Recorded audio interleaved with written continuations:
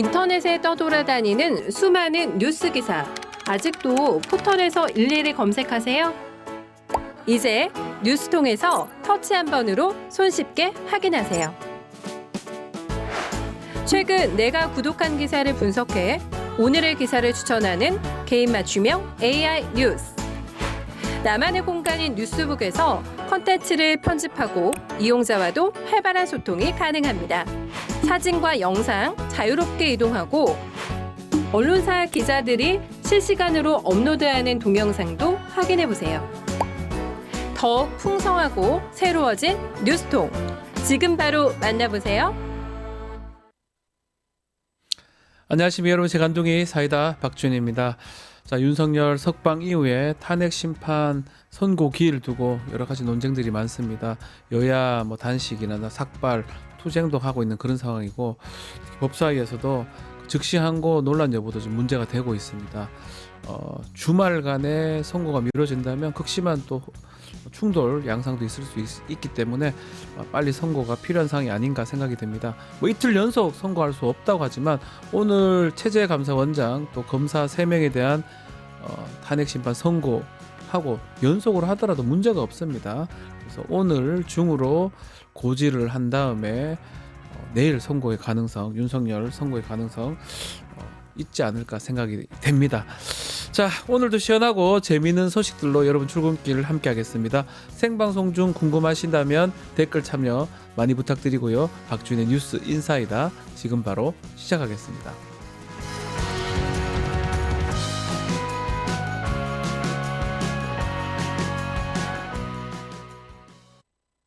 유튜브 구독하고 실시간 채팅과 댓글을 남기시면 매일매일 7000TTCO를 드립니다. 참여 방법은 통통물 어플을 다운로드하고 회원가입과 로그인을 해주세요. 마이페이지에서 나의 회원 고유번호를 복사해주세요. 유튜브 구독 후 실시간 채팅이나 댓글창에 고유번호를 한 번만 입력하면 준비 끝! 지금 유튜브 채팅과 댓글 쓰기 참여하고 7000TTCO 받아가세요. 돈 버는 퀴즈쇼 증권 통파스. 퀴즈를 풀면 최대 100만 원 상당의 보상을 드려요. 탈락해도 걱정은 NO. 친구를 초대해도 코인을 드립니다. 친구는 3,000원, 나는 2,000원의 코인을 무제한으로 드려요. 자세한 내용은 QR코드를 스캔해보세요. 상금의 주인공은 바로 당신! 바쁜 아침, 오늘 꼭 알아야 뉴스들 엄선해서 정리해드리겠습니다. 듣기만 해도 얘가 쏙 뉴스픽. 오늘도 뉴스토마토의 전현주 기자 함께하겠습니다. 안녕하십니까? 네, 안녕하세요. 자, 윤석열 석방에 따른 논란 계속되고 있는 상황입니다. 이런 가운데 천대엽 법원 행정처장 즉시 항고를 제기해야 된다, 이런 입장을 밝혔어요. 네, 대법관인 천대엽 법원 행정처장은 국회 법사위에서 이 윤석열 씨의 구속 취소에 대해서 이 검찰이 즉시 항고를 제기할 필요가 있다라고 했는데요. 해당 장면 먼저 직접 보고 오겠습니다. 재판부의 입장처럼 이 부분에 대해서는 적시항고를 통해서 상급심의 판단을 받는 것이 좀 필요하다라는 생각은 가지고는 있습니다. 적시항고 기간 7일로 제가 알고 있습니다. 그래서 아까 박원주 의원님 말씀 주신 것처럼 금요일까지로 제가 적시항고 기간이 남아있는 것으로 알고 있고. 자, 예. 네, 관행과 달리 이 구속기간을 날이 아닌 시간으로 계산한 법원 결정에 대해서 검찰이 한 번 더 판단받을 기회를 스스로 포기를 했는데요. 그러면서 검찰은 이 즉시항고 제도가 위헌 소지가 있어서 즉시항고하지 않았다, 이렇게 말했습니다. 천 처장은 이에 대해서 즉시항고의 기회가 남아 있다라고 주장을 했는데요. 네. 현행법상 이 즉시항고는 구속 취소 결정으로부터 7일 안에 제기할 수 있습니다. 즉 내일인 금요일까지 시간이 있다라는 건데요. 사법부 수뇌부 중 한 명인 이 법원 행정처장이 상급심의 판단이 필요하고 또 기간도 남아있다라고 공개적으로 밝히면서 이 검찰의 즉시항고 포기는 또 새로운 국면에 맞게 됐습니다. 자, 즉시항고 기간이 7일이고요. 지난주 금요일 날 했기 때문에, 토요일 날 했죠. 토요일 했기 때문에 내일까지 지금 가능합니다. 가능한 상황이고, 검찰은 석방이 곧 즉시항고 포기하는 것이다. 그래서 이제 와서 즉시항고 못한다, 불가능하다, 이런 얘기인데, 어제 저희 차성환 교수하고 얘기를 했지만 내일까지 가능할 것 같은데 어떻습니까? 네, 형사소송법은 이 구속 취소 등에 대한 즉시 항고 제기 기간을 말씀해주신 것처럼 7일로 규정하고 있습니다. 이 내일 자정까지가 윤석열 씨 구속 취소에 대한 즉시 항고 제기가 가능한 건데요. 대검찰청은 즉시 항고를 포기하면 이 제기 기간 7일 이내에도 피고인을 석방할 수 있다라고 주장하고 있습니다. 그러면서 이 즉시 항고 포기 관련 서류를 법원에 제출하지 않더라도 피고인을 검사가 석방한 처분한 이 처분 자체가 즉시 항고 포기로 봐야 한다 이렇게 주장하고 있는데요.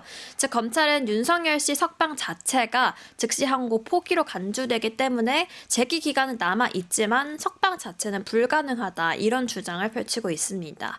또 세계일보 단독 보도에 따르면 대검찰청은 석방 후 즉시 항고를 검토했던 것으로 확인이 됐는데요. 그러나 석방 이후에는 항고의 실익이 없어져서 즉시 항고 시 법리적으로 문제가 생긴다라는 이유에서 이를 제외한 것으로 알려졌습니다. 석방 자체가 즉시 항고 포기다. 이런 법리는 어디서 나온 건지 저는 잘 모르겠습니다. 석방은 석방이고요. 즉시 항고하는 거는 즉시 항고고 석방했기 때문에 어느 정도 위헌적 요소가 본인들이 주장하는 걸 제거되는 거죠. 만약에 석방하지 않고 그런 거 한다 그러면 인권 보호나 침해되지만 석방돼 있잖아요. 뭔 상관 있습니까? 말이 안 되는 얘기를 계속적으로 반복하는 것 같습니다. 자, 즉시 항고에 대한 논란뿐만 아니라 구속 기한을 날짜로 볼 것이냐, 시간으로 볼 것이냐 논쟁이 계속되고 있는데 일단은 구속 기간을 시간이 아닌 날짜로 계산해야 된다. 이런 얘기가 윤석열 측에서 계속 나오고 있습니다. 네, 윤석열 최측근으로 꼽히는 네. 이완규 법제처장은 2017년 집필한 주석 형사소송법에서 구속기간에 산입되지 않는 기간에 대해 시로 규정하지 않고 날로 규정한 것을 유의해야 한다 이렇게 적었습니다. 구속영장 심사에 걸린 기간은 이 날짜로 계산해서 구속기간에 더해야 한다라는 건데요. 이 처장은 윤석열 씨와 서울대 법대 그리고 사법연수원 동기로 2020년 검찰총장 직무 정지 사건 때 이 윤석열 씨 변호를 맡았던 인물이기도 네. 합니다. 즉 윤 씨 최측근도 법원의 결정과는 다른 입장이라는 건데요. 이 윤석열 씨 변호인단은 법원의 구속 취소를 두고 이 사법 시스템의 온전한 모습이라고 추켜 세웠습니다. 하지만 이런 태도는 앞서 보였던 태도와는 좀 또 180도 달라진 모습을 보이고 있는데요. 윤석열 씨 측은 지난 1월 법원이 체포영장을 발부하자 사법농단이라고 주장을 했습니다. 네. 또 체포 적부심에서 법원이 기각 결정을 하자 법치가 무너졌다라고 말한 바도 있는데요. 즉 불리한 결정에는 법원을 비난하고 또 유리한 결정에는 법원을 옹호하는 이중잣대를 보이고 있습니다. 네. 자, 한편 국민의힘 지도부 공식적으로는 헌법재판소 흔들기를 하지 않는다라고 얘기했는데 소속 의원들은 전혀 그렇지 않은 것 같습니다. 심지어 국민 저항권을 주제로 토론회를 열었네요. 네, 어제 나경원 의원 등 82명의 의원들은 헌재 두 번째 탄원서를 제출했습니다. 적법 절차와 의회 민주주의를 지키기 위한 현명한 결정을 내려달라라는 명분이었는데요. 네. 사실상 이 탄핵 심판 각하나 기각을 요구를 한 것으로 보입니다. 네. 1차 탄원 때 동참한 의원들보다는 좀 늘어났는데 헌재 압박이 아니냐 이런 지적에 대해서는 간절한 소망이자 읍소다. 네, 예. 이렇게 주장을 예. 했습니다. 게다가 또 서부지법 폭도들이 주장하는 국민 저항권을 주제로 하는 토론회까지 열기도 했는데요. 해당 토론회에는 또 전한길 한국사 강사가 강연자로 나서기도 아하. 했습니다. 전한길 씨는 기본권을 보장받고자 저항할 수 있다고 생각한다 이렇게 토론회에서 주장을 했는데요. 또 그 이 토론회 국회에서 진행이 됐습니다. 국회에서 버젓이 헌재 결정이 마음에 들지 않을 경우에는 저항권을 행사할 수 있다면서 사실상 헌재를 협박하고 나선 건데요. 또 국민의힘 의원들은 24시간 릴레이 시위를 이어가고 있습니다. 하지만 여전히 지도부는 개개인의 정치적 행동일 뿐 당 차원의 헌재 흔들기는 없다 이런 주장을 펼치고 있습니다. 안타까워요. 국민 저항권이라는 거는 독재 권력이나 이런 것들을 하기 위해서 마지막으로 행사할 수 있는 국민적 저항권. 그게 사실은 어떻게 보면 국민들이 하는 거고 어떤 독재 권력에 대해서 하는 건데 지금 윤석열이 혼자 어쩌면 독재적인 권위적인 걸 하다가 헌법재판소라는 아니면 다른 국회 기관에서 통제당하는 상황인데 어떻게 이거를 국민저항권이라고 얘기를 하는지 사실 납득하기 어렵고요. 국민저항권 같은 경우는 뭐 입법, 사법, 행정, 헌법재판소 모든 국가 권력이 한 군데 집중돼 있고 국민 기본권이 더 이상 발현될 수 없을 때 어쩔 수 없이 하는 것들을 국민 저항권이라고 얘기를 합니다. 말도 안 되는 얘기들을 무슨 한국사 무슨 이런 사람들이 얘기를 하고 있는 게 참 안타깝기도 하고 또 거기다가 많은 수의 국회의원들이 저기 참여해가지고 좀 법률가들도 많을 것 같은데 이 계엄 상황에 대해서 내란 상황에 대해서 저렇게 얘기하는 게 사실은 납득하기는 어려운 것 같습니다. 헌법재판소 흔들기도 흔들기지만 헌법 정신을 계속적으로 무시하고 있는 상황 또 돌발 발언들이 계속되고 있는데 윤석열이를 각하로 부르자 이런 얘기도 있습니다. 어떤 내용입니까? 네, 이철우 경북지사는 어제 SNS를 통해서 윤 대통령 각하로 부르자라면서 전국민 운동을 제안했습니다. 네. 탄핵 심판이 각하돼야 한다는 마음을 담아서 발음은 같지만 뜻이 다른 각하라는 단어를 많이 쓰자 이런 주장을 펼쳤는데요. 이 각하는 고위 관료를 높여 부르는 말로 이 권위주의나 또 군사 독재 시절 때 쓰였던 표현입니다. 그렇죠. 또 이 민주화 이후에는 사용이 사실상 금기시 되었는데요. 이 지사가 다시 소환을 한 겁니다. 그랬다가 논란이 일자 이 지사는 돌연 글을 삭제하기도 했는데요. 또 국민의힘 5선 중진으로 윤석열 지키기에 가장 앞서 있는 윤상현 의원은 돌연 또 국회를 해산해야 한다 이런 주장을 펼쳤습니다. 윤석열 씨가 복귀를 해도 비상계엄을 선포했던 여소야대 상황은 그대로이기 때문에 네. 국회를 해산하고 총선을 다시 치러야 한다 이런 주장을 펼쳤는데요. 또 여당 의원직 총사퇴를 걸고 야당과 맞서야 한다 이런 주장을 펼쳤는데 오히려 원내 부대변인이 좀 부랴부랴 의원들은 별 호기 없었다라면서 조금 진화하는 모습을 보이기도 했습니다. 안타까운 정도가 아니고 분노가 치밀니다. 왜 폐하라고 부르죠? 전하. 폐하, 전하. 황제님 이래 부르죠. 말도 안 되는 얘기를 지자체 장이라는 사람이 하질 않나. 국회 해산권이 없어졌는데 그럼 그거 하지 마세요. 국회 다 그만두세요. 그 빠진 자리 다 보궐선거로 채워버리고 이런 말도 안 되는 얘기를 국회의원이 지금 계속 한다는 게 이게 도대체 헌법하고 법률을 뭐 어떻게 생각하기를 국민들 어떻게 생각하기를 이런 얘기를 하는지 정말 안타깝습니다. 정말 말이 안 되는 것 같습니다. 자, 다음 주제로 좀 넘어가 보겠습니다. 윤석열 비상계엄 선포한 이유가 자신의 뜻대로 국정 운영이 좀 어려웠기 때문에라고 얘기를 했는데 근데 윤석열 씨가 취임 이듬해부터 계엄 선포 절차를 규정했다는 얘기가 있습니다. 어떤 내용입니까? 네, 어제 MBC 단독 보도 내용이었는데요. 윤석열 씨의 취임 이듬해인 2023년 6월 28일 군의 이 계엄 실무 편람이 대폭 수정이 됐습니다. 계엄 실무 편람은 계엄 선포부터 해제까지의 절차를 실무적으로 규정한 내용인데요. 수정 전에는 이 계엄은 국가 비상사태에만 선포할 수 있게 법으로 규정돼 있었고 군 작전권을 가진 합참이 계엄 선포를 판단해서 이 건의하게 돼 있었습니다. 네. 그런데 윤석열 씨는 합참의 역할을 아예 없애버리고 대신 국방부 장관이 총리를 거쳐 대통령에게 계엄을 건의할 수 있게 바꿨는데요. 즉 국방부 장관과 대통령이 계엄을 주도할 수 있게 바꾼 건데 되게 익숙하지 않나요? 지금 그러니까요. 상황과 똑같아요. 굉장히 똑같습니다. 예. 지금 상황도 김용현 전 장관과 윤석열 씨가 사실상 주도한 것으로 보이는데요.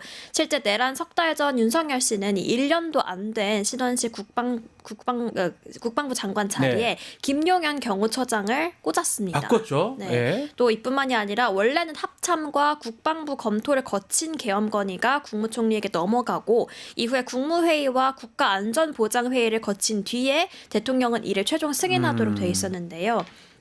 그런데 이 윤석열 정부는 국방부가 총리를 통해서 대통령에 건의하면 대통령이 국무회의와 또 이 NSC를 거쳐 선포할 수 있게 바꿨습니다. 국무회의와 NSC의 이 심의를 형식적 절차로 바꿔놓은 건데요. 네. 실제로 윤석열 씨는 이 국무회의 의결은 물론 NSC도 없이 계엄을 선포를 했습니다. 또 윤석열 정부는 계엄 선포를 국회에 통고하도록 이 규정한 것을 통보한다라고도 야. 규정을 바꿔놨습니다. 이거 지금 사실은 이번에 했던 계엄 상황하고 거의 유사하게 매뉴얼을 바꿨습니다. 뭐 계속 드리는 말씀이지만 그러한 매뉴얼을 바꿨다고 하더라도 그게 적법할 수가 없습니다. 헌법이라는 게 있기 때문에 헌법 규정을 위반하면 안 되는 건데 어쨌든 계엄 선포를 쉽게 하기 위해서 이번에 했던 내용 그대로 지금 바꿔놨는데 이것도 매뉴얼을 또 극비로 관리하라 이런 지시도 또 했어요.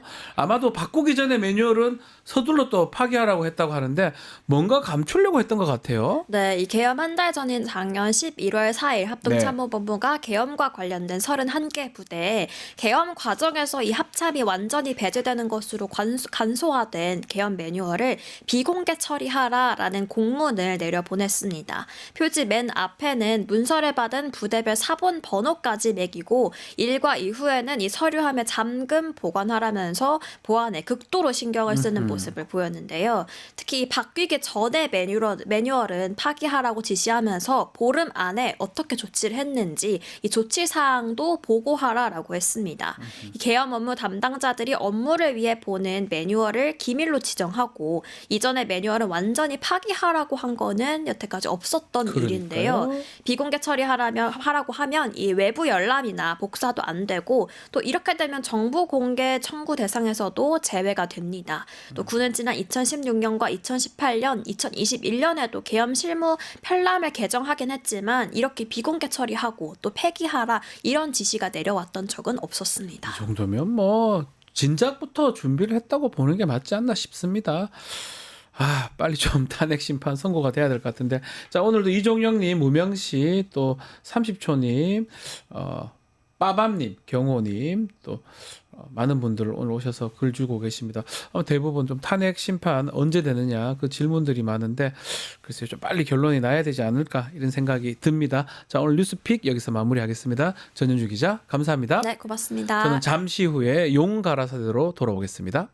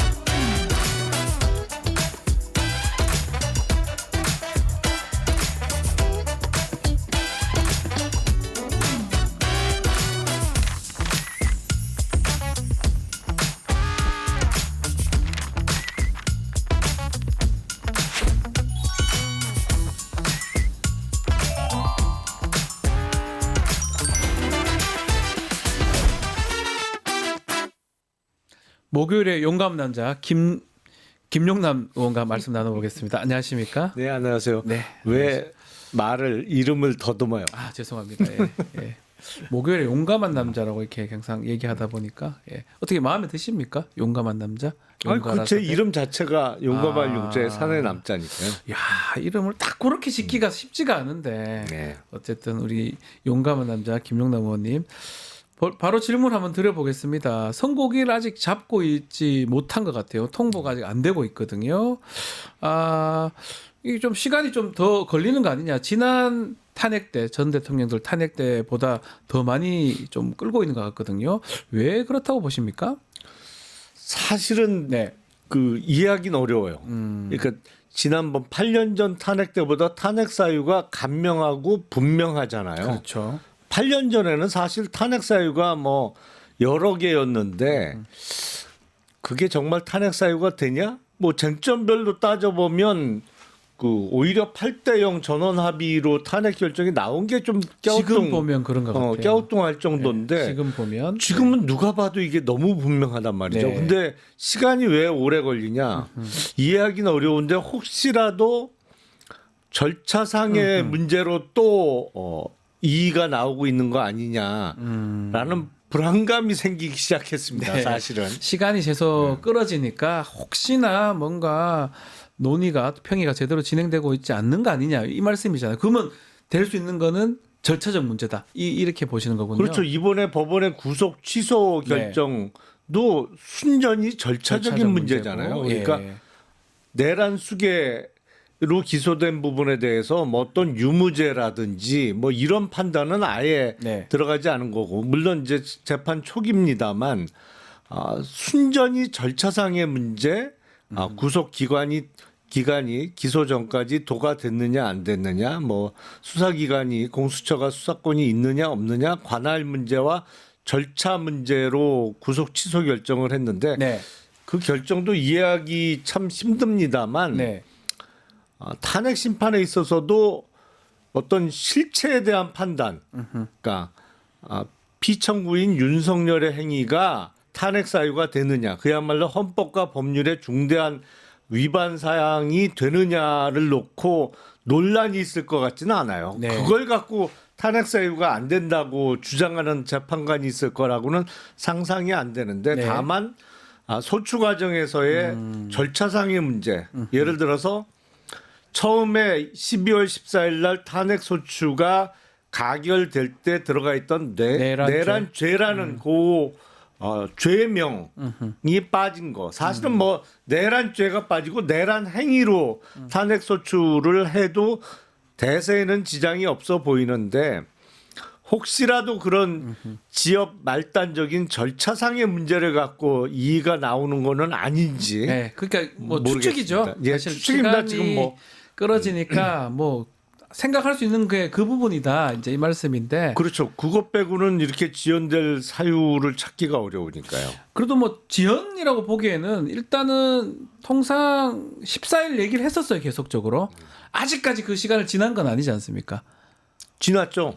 결심하고 14일이 지났죠. 예를 들어서 우리 저 언론에서는 금요일 날 14일 날 할 가능성이 높다라고 계속 얘기를 했고 아직까지 시간은 내일까지 남아 있으니까 오늘 고지하고 내일 선고한다. 뭐 가능한 거 아닙니까? 통상은 2, 3일 전에 하긴 하지만 경우하고는 조금 다릅니다만 네. 뭐 지금은 예를 들어서 서부지법 난동 사태가 있었기 때문에 뭐 난동을 준비하려는 사람이 혹시라도 있을지 모르니 예. 그 시간을 줄이겠다 뭐 그런 취지에서 평소에 관례와는 다른 그 어떤 고지나 뭐 선고기일 예정을 할 수도 있겠죠. 할 수도 있다. 8대 0이 꼭 필요한 겁니까? 지난 뭐 박근혜 전 대통령 때도 8대 0이 나긴 했는데 이렇게 평의를 하면서 전원 합의 8대 0 그것을 하기 위해서 시간을 좀 끌고 있다. 이런 얘기들 하고 있는데 이건 어떻게 우리가 해석하는 게 맞습니까? 그 8대 0이 안 되면 좀 이상하긴 할 것 같아요. 6대 2, 7대 1이면 그러니까 소수 의견이 어떤 점에서 이게 탄핵 사유가 안 된다고 봤는지는 상당히 궁금하기도 하고 네. 이상할 것 같긴 한데 글쎄요, 뭐 탄핵 결정은 6인 이상의 찬성이면 되는 거니까 네. 경우에 따라서는 8대 0이 아닌 뭐 7대 1이나 뭐 다른 경우의 수도 가능은 할 것 같습니다만 하여튼 저는 개인적으로 8대 0이 아니면 좀 이상하다. 이상하다. 그 이상하니까 8대 0 될 때까지 끄는 거 아니냐 이런 얘기가 또 나오는 것 같습니다. 그럼 날짜가 지금 이제 14일 얘기를 하다가 21일 그 다음 주 아니면 18일, 19일 뭐 이 얘기도 있는 것 같고요. 언제쯤 혹시 우리 의원님 예상하십니까? 글쎄 저는 개인적으로는 늦어도 17일 날 정도에 월요일 날 선고를 해야 되지 않나 싶은데 네. 모르겠습니다. 이게 지금 사실은 오늘 오후에도 그 선고가 있잖아요. 네. 다른 탄핵들, 그렇죠. 체제의 감사원장, 체제 감사원장하고 검사 3명에 대한 선고가 있는데 사실 이거는 그렇게 급하다고 생각하는 사람이 없어요. 네. 오히려 빨리 선고가 이루어져야 되는 순서를 따지자면 뭐 대통령 윤석열이 1번이 될 거고 두 번째가 국무총리 한덕수에 대한 탄핵 선고가 두 번째가 네. 될 텐데 뜬금없이 별로 아무도 관심을 갖고 있지 않던 몰랐던 기억을 하지 못했던 선고기를 먼저 잡아서 이건 또 뭐지? 뭐 갸우뚱하고 있습니다. 그 빨리 들어온 사건이라서 또 결정한다 뭐 이런 분석도 있는 것 같더라고요. 뭐 헌나 5, 6 이거는 윤석열 사건은 헌나 8이었고 한덕수는 헌나 9더라고요. 그 순서라고 하긴 하지만 이미 가장 중요한 사건 먼저 하겠다라고 그렇죠. 밝힌 바가 있거든요. 그래서 사실 또 이거는 또 어떤 의미가 오늘 또 어떤 결론이 나서 또 어떻게 전개되려고 저런 먼저 또 선고를 하느냐 또 주의가 또 집중되는 것 같습니다. 근데 오늘 선고는 아마도 그 기각 가능성이 그렇죠. 높기 기각으로 가야 때문에 되겠죠. 뭐 오늘 선고를 보고 뭐 대통령에 대한 탄핵 결과를 뭐 예상하기는 매우 그렇죠. 힘들 것 같고요. 그건 그 사유도 완전히 다르고 그렇기 또 때문에 이진숙 방통위원장 이미 결과를 봤지 않습니까? 똑같은 재판부에 8명이 네. 그때도 4대 4로 기각 결정이 났었거든요. 뭐 그런 걸 봤을 때는 이번에 체제감사원장이라든지 검사들 인용 결정이 나기에는 쉽지는 않을 것 같아요.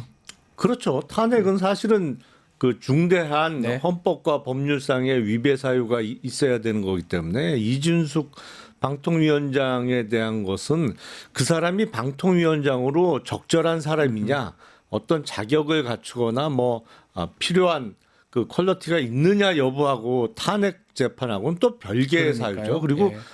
이틀 만에 탄핵 소추가 네, 돼서 일하지도 못하고 탄핵된 네. 것도 보여요. 그래서 뭐 헌법 법률 위반이라 하더라도 그 직을 수행할 수 없을 정도로 파면을 해야 되느냐 안 해야 되느냐 네. 그 판단을 헌법재판소에 하는 거니까 조금 달리 봐야 될 것 같은데 어쨌든 윤석열 탄핵 심판은 8대0이 날 것이다 이렇게 보시는 거군요. 그러니까 저는 8대 0이 아니라면 대단히 이상할 것 같아요. 네. 대단히 이상하다. 근데 좀 일부 또 뭐 좀 국민의힘이나 보수 쪽 보면 각하 얘기도 많이 나오고 5대 3이다, 4대 4다, 뭐 별의별 얘기들이 다 나온 것 같습니다. 그러니까 그 전에는 진짜 그런 얘기는 귓등으로도 안 들었는데 네. 지난주에 구속 취소가 되고 검찰에 즉시한 거 포기하는 걸 보니까 저 개인적으로는 우리나라 국가기관에 대한 신뢰가 완전히 많이 무너졌어요. 법원이든 검찰이든 그래서 헌재도 설마 뭐 지금 그래서 불안해하고 있는 거죠. 그 역시 저도 그런 것 같아요.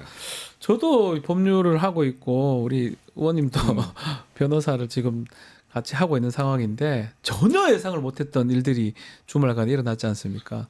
사실 법률적으로는 일어날 수 없는 일이 일어난 거예요. 그러니까 뭐 그냥 쉽게 말씀드리면 엉터리예요. 예, 저도 멍터리라고 봅니다. 엉터리예요, 진짜. 법원도 저는 엉터리라고 보고 네. 그걸 또 즉시 항고를 하지 않는 검찰 쪽도 엉터리라고 보는데 그러고 나서도 네. 일선지검에는 대검에서 공문 보내서 구속기간 난로 계산하라고 보냈잖아요. 그러니까 엉터리입니다. 엉터리도 이런 엉터리는 없어요. 예. 예. 그렇게 그런 것들이 일어나다 보니까 이 계속 예상이 가능하고 예측했던 헌법재판소 결과도 혹시나 바뀌는 게 아니냐 이렇게 연결되는 것 같습니다. 그럼 뭐 국민들이 문 불안해하고요. 닫아야죠. 예. 아유 참 사실 뭐 우리가 방송도 하고 평론도 하고 이 변호사들의 장점이 뭐냐하면 그 법률이라든지 그런 것들을 우리가 공부도 했고 또 많이 했기 때문에 예측을 해주는 건데 이게 안 맞아 떨어지니까 좀 죄송하기도 하고 국민들한테도 시청자분들한테도 뭘 맞추지를 못하니까 좀 답답합니다. 제가 엉터리인가요? 근데 아니요. 제가 그렇진 엉터리는 않습니다. 아닌 것 같은데 아무리 저도 엉터리는 곰곰이 아닌 것 따져봐도 예. 저들이 엉터리인 거예요. 네, 엉터리 일이 좀 일어나는 것 같습니다. 자, 이 상황에서 국민의힘 의원들 얘기를 좀 해보면 탄핵 심판 얘기하면서 각하 뭐 이런 얘기를 나경원 의원이 좀 나섰던 것 같아요. 각하 탄원서 이게 있었던 것 같은데 어떻게 봐야 됩니까, 국민의힘 의원들? 제정신들이 아니죠, 사실은. 그러니까요. 예. 다 법률가들이에요, 저기 나온 사람들. 그러니까요. 근데 판사 출신. 뭐 법률가들도 엉터리 결정을 하고 네. 말도 안 되는 억지를 부린다는 게 이번에 입증이 됐습니다만 네.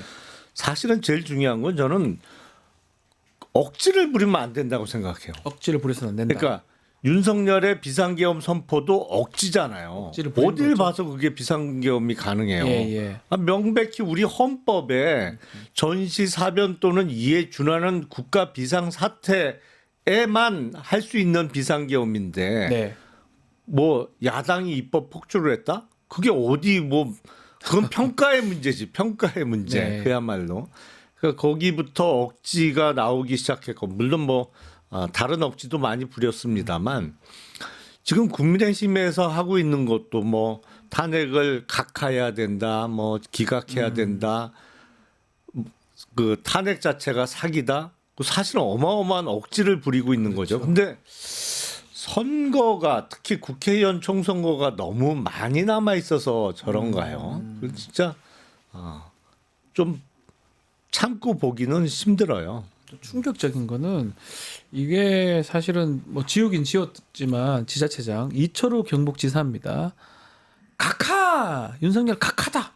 뭐 그게 뭐 다른 의도도 있었겠지만 각하로 부르자 이런 얘기를 한다는 게 이게 맥락에 맞는 얘기인지 과연 저런 얘기를 하는 게 맞는지 어떻게 보십니까? 그냥 이철우 경북도지사 자체를 각하시켜 버리고 싶어요.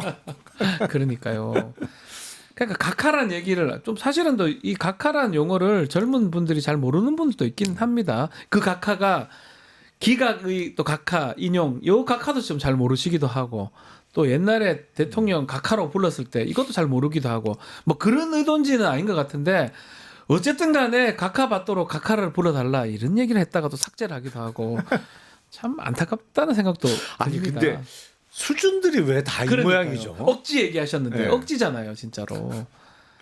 지자체장이에요. 광역 지자체장이면 이런 행동하는 게 맞습니까? 이철우 도지사는 스스로는 대권 주자예요. 네, 뭐 대권 얘기도 뭐 지금 본인 생각으로는. 네.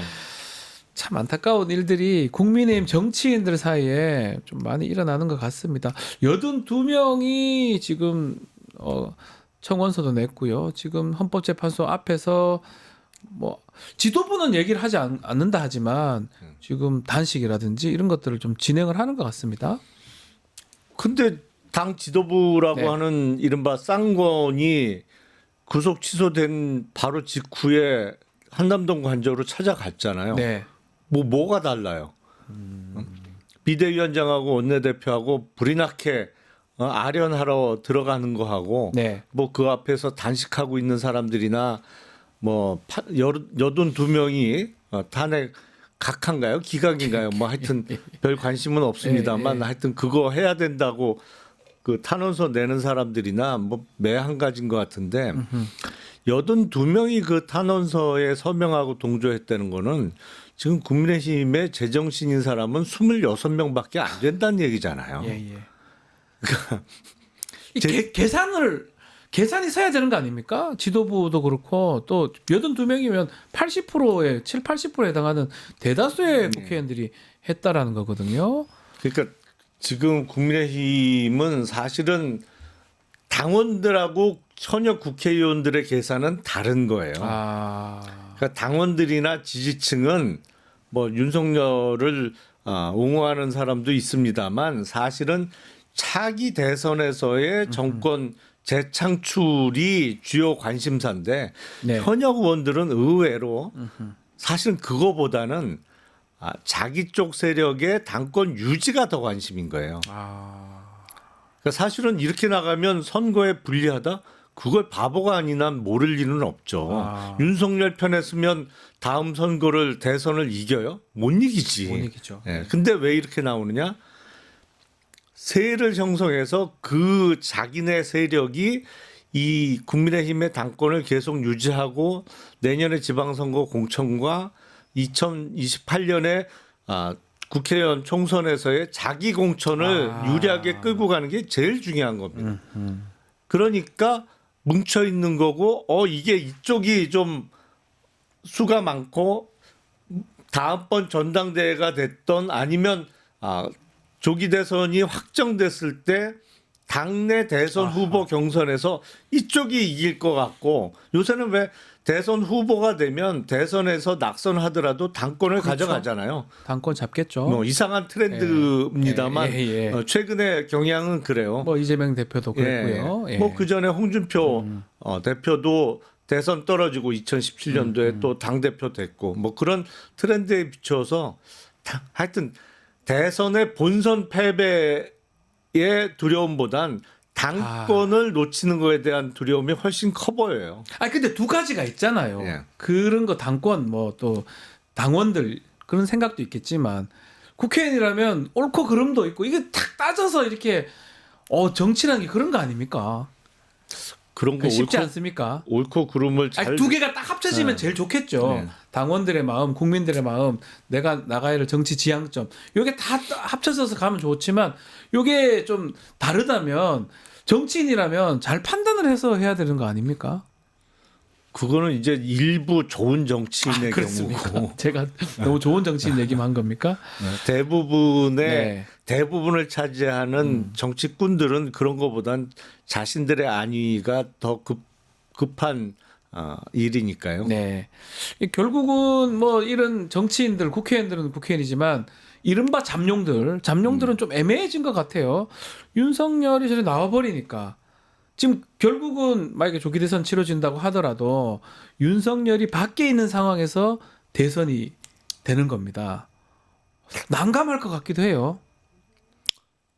그러니까 지금 사실은 이른바 잠재적인 네. 대선 주자 중에 국힘 주자 중에 가장 본인이 이런 말을 썼던데 무슨 간담회인가 어디 네. 뭐 X 됐다. 네, 뭐 됐다고 그 좀 속어를 써가지고 좀 네. 논란이 됐었어요. X 된 예. 사람은 누가 뭐래도 한동훈 전 대표죠. 네, 본인이 가장 힘들겠죠. 예, 사실상 한동훈 전 대표를 돕고 있는 모 인사도 그렇게 얘기하더라고요. 네. 뭐 그러니까 지금 탄핵 찬성과 반대 입장에서 그 탄핵 찬성 쪽으로 기울었던 사람들이 가장 상황이 어렵게 되는 거고 뭐 상대적으로 보면 김문수 장관이라든지 뭐 이런 사람들이 조금 더 유리해질 수 있는 상황. 왜냐하면 이제 불구속으로 나왔기 때문에 이제 앞으로 어떤 행동을 할지 모르잖아요. 네. 그러다 보니까 대선 주자들 간의 유불리에서도 좀 차이가 날 수밖에 없겠죠. 근데 일단은 네. 저는 다 잠시라도 발이 묶인 거예요. 뭘 못하는 거죠. 예. 만약에 이제 사실 윤석열이 이렇게 나오지 않았다면 실제로 대부분 조기 대선 준비하고 있었잖아요. 뭐 다 하고 있었잖아요, 이사도 사실은. 간다 그러고 출판 기념회도 네. 열고 조금 준비하고 있었는데 지난주에 나오는 바람에 다들 스탑된 느낌이 그렇죠. 들거든요. 네. 그런 의미에서 사실은 앞으로 뭐 대선 주자가 된다고 하더라도 자기들만 보고 뭐 선거를 치를 수는 없는 거죠. 자기 지지자들 보고 뭐 더 불리해질 상황이 그렇죠. 예상됩니다. 사실은 구속 취소가 이미 됐습니다만 네. 뭐 지금도 논란이 있어요. 이거는 지금이라도 즉시 항고를 할 수 있다고 보이는데 날이 남아 있습니다. 내일까지. 예. 다만 이제 즉시 항고에 따르는 집행 정지 효력이 지금 애매해지는 그런 문제는 있습니다만 근데 구속 취소가 된 상태에서 만약에 조기 대선이 확정된다고 하면 국힘은 훨씬 불리해지는 거예요. 차라리 구속 수감되어 있는 상태에서 조기 대선을 치르는 게 그나마 나은 거고 네. 지금이 최악의 케이스죠. 가장 나쁘다. 자, 지금 뭐 말씀처럼 탄핵 선고는 계속 지연이 되고 있는 상황. 뭐 지연됐다고 보기보다는 일단 다른 지난 탄핵보다는 조금 더 시간이 끌어지고 있다. 아직까지 이번 주에 뭐 선고가 될지 아니면 다음 주 월요일, 화요일 될지 뭐 지켜봐야 될 것 같은데 어쨌든 탄핵 선고를 앞두고 나라가 좀 극심합니다. 특히 이게 뭐 보도긴 한데요. 민주당 이재명 대표 주요 인사 암살 계획 제보가 있었어요. 네. 어떻게 봐야 됩니까 이런 거는? 글쎄 그거는 제보기 때문에 네. 제보자의 신원도 아직은 공개적으로는 안 알려져 있고 그렇습니다. 뚜렷한 그 출처를 알기는 어렵습니다만 글쎄 이게 거의 지금 벌어지고 있는 상황은 한 몇 년 됐죠. 우리가 그러니까 거의 80년 전 상황 해방 전국 아니고 그때 느낌이 들어요. 저도. 네. 그러니까 아, 해방 이후에 혼란 시기를 틈타서 뭐 여기저기 정치적인 목적의 테러 네. 내지는 암살이 횡행하던 80년 전으로 후퇴한 거 아닌가? 해방 라는 직후에 생각이 1945년, 40년, 네. 50년 그 직후에 있었던 우리나라가 아주 혼란스러웠지 않습니까? 그러니까요. 자익, 우익 이러면서 그때랑 딱 비슷한 느낌이 들어요. 아니 그리고 뭐 국가기관의 수준도 그때나 지금이나 비슷해지는 것 같아요. 안타깝지만 지금 예. 그렇습니다. 국가기관이 통제도 안 되고 뭐 못 믿잖아요. 국가기관을 우리 국민들이 못 믿잖아요. 지금 상황상. 그러니까 우리나라의 그 법률이 본격적으로 제정된 게 1950년대 초반부터거든요. 예. 그러니까 그 전까지는 이제 일제 강점기 시대에 뭐 그들이 만든 법률을 하다가 네. 뭐 50년대 초반에 민법이 됐던 뭐 형법이 됐던 물론 이제 헌법은 건국하면서 만들었지만. 만들어졌습니다만 네. 주요 법률들이 많이 다시 우리 법률로 만들어진 게 1950년대 초반인데 네. 뭐 거의 그때 수준이에요 지금. 좀 네. 안타깝지만 그렇게 느낍니다. 네. 그만큼 혼란스럽고 암살 계획 제보 이게 웬 말입니까? 그러니까요. 우리나라에서 좀처럼 상상하기 정말 힘든 일들이 네. 뭐 벌어지는 게 또 우리가 눈으로 봤으니까 비상계엄 선포하고 계엄군이 그러니까요. 국회 들어가고 선관위 들어가는 것도 우리 눈으로 봤고 말도 안 되는 급작스러운 거의 입법 수준의 법 해석을 갖고 내란 수계를 풀어주는 것도 우리가 봤고. 지금 봤으니까 예. 최근에 예. 뭐 별일이 다 생기는 거죠. 그 가장 걱정스러운 거는 어쨌든 헌법재판소에 이제 결정이 날 건데 뭐 기각 인용 인용이 가능성이 높다고 하지만 어쨌든 그 앞에 주위에는 사실 아주 긴장이 아주 감돌고 있습니다. 네. 그리고 치안 당국이 여러 조치를 하고 있다고는 하지만 예전 박근혜 전 대통령 때도 뭔가 분신 뭐 이런 것도 있었고 불상사가 있었지 않습니까? 있었죠. 그러니까 그게 헌재 걱정스럽습니다, 앞에서. 사실은. 근데 그때보다 훨씬 조직적이고 맞습니다. 규모도 크고 네. 그렇기 때문에 더 걱정이 되긴 하는데 지난번 서부지법 난동 사태도 그렇습니다만 이렇게 되면 만약에 이제 헌재 인용 결정 이후에 어떤 대규모 폭동이 또 일어난다면 네. 이게 그 국가의 시스템 자체가 상당히 망가져 있다라는 반증이 되는 거예요. 우리가 다른 건 몰라도 치안과 관련해서는 어떤 선진국보다도 뛰어났잖아요. 맞습니다. 뭐 그게 예. 경찰력도 막강하고 네. 그리고 우리 시스템 자체가 국민들의 뭐 준법 의식이나 이런 것도 뛰어났기 때문에 치안에 있어서는 전 세계 최고라고 자부할 정도였는데 이거는 뭐 서울 도심에서 대규모 난동이 서부지법에 이어서 또 한 번 벌어진다면 그런 일이 물론 없어야 되겠습니다만 네.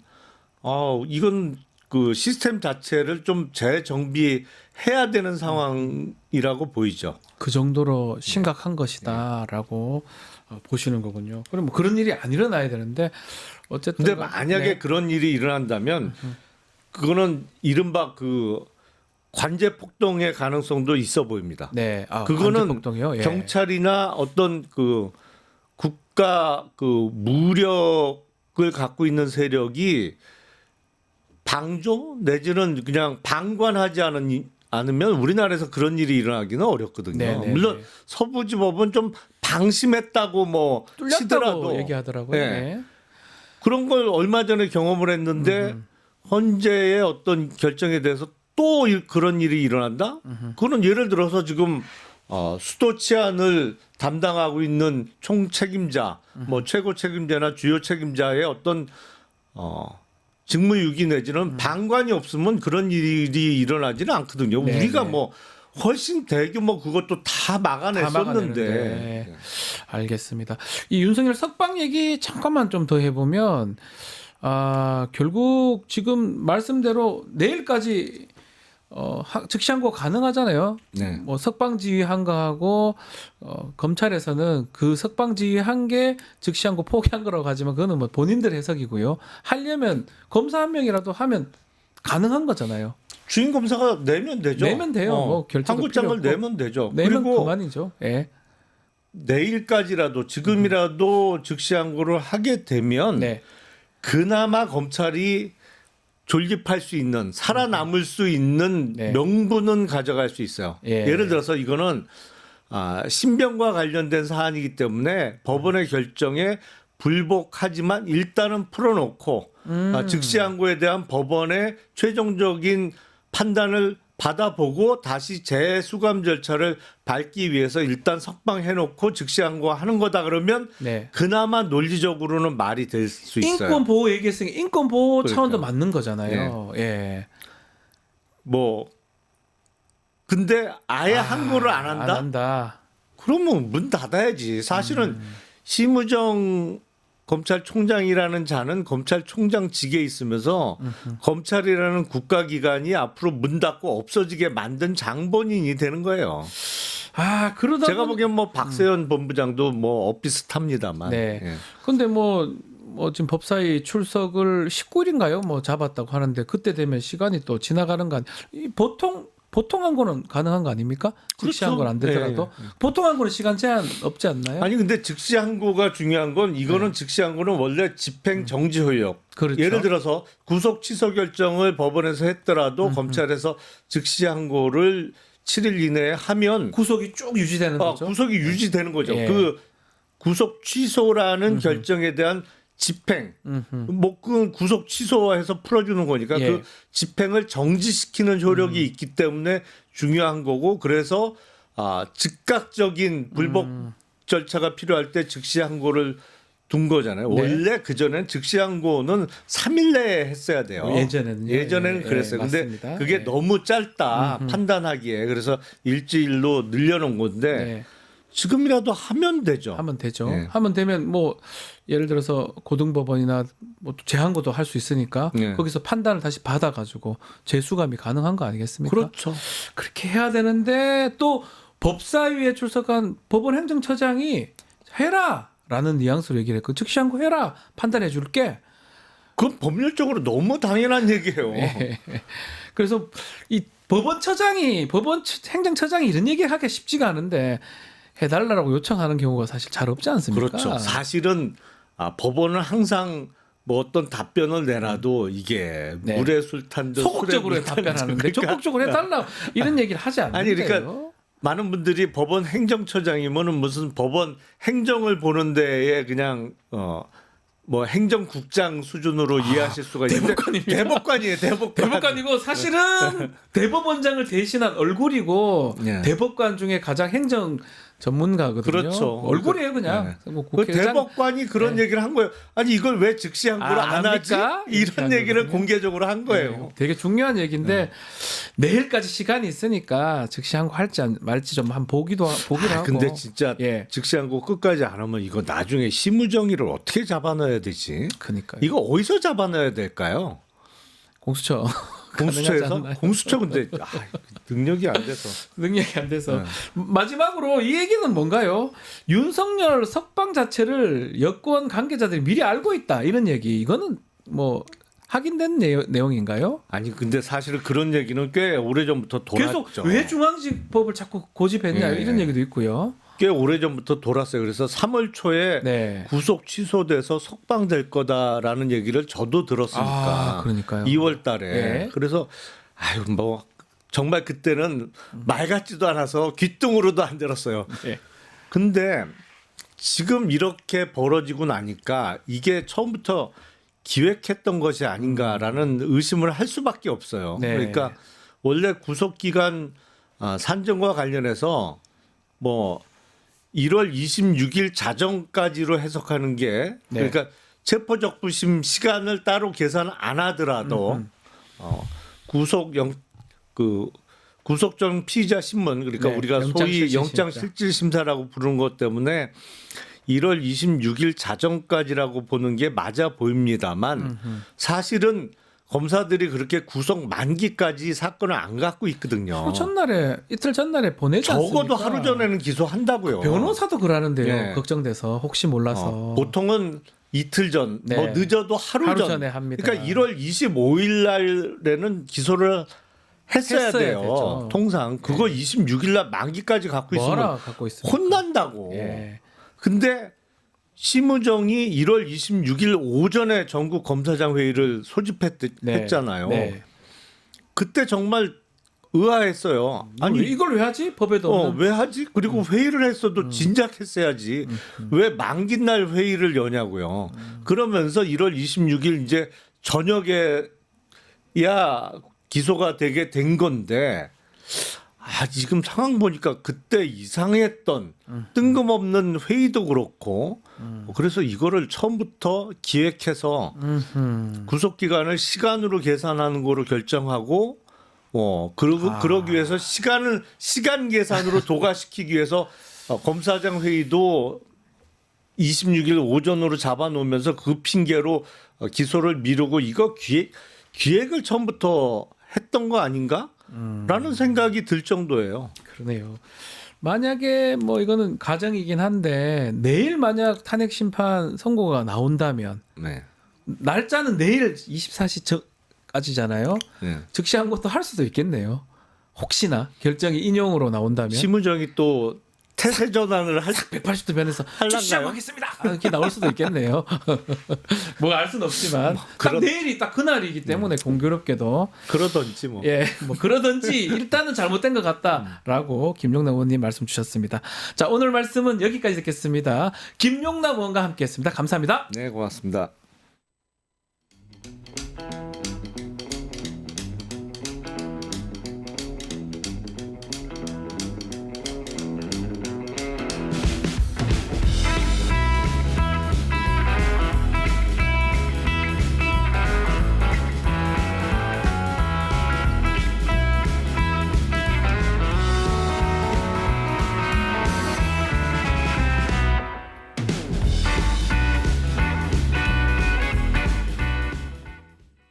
국내 MTS의 선두주자 증권통. 모든 투자 자산을 한눈에 오케이. 투자 고수의 거래 내역을 구독하고 주식 투자를 더 쉽게.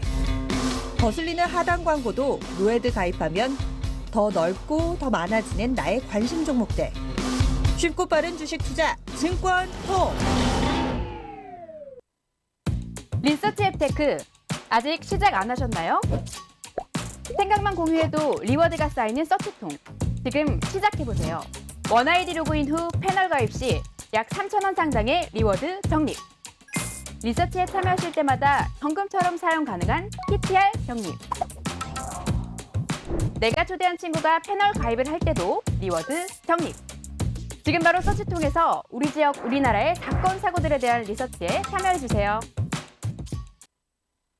자, 동갑내기 변호사 셋이서 풀어보는 정치와 법 이야기 이슈 3합 시간입니다. 오늘도 김필성 변호사, 신윤주 변호사 함께하겠습니다. 안녕하십니까? 네, 안녕하세요. 자, 이슈 3합 공식 질문 들어가 보겠습니다. 두 분께서 관심을 가졌던 한 주간 뉴스, 정치 이슈 어떤 겁니까? 김필성 변호사님.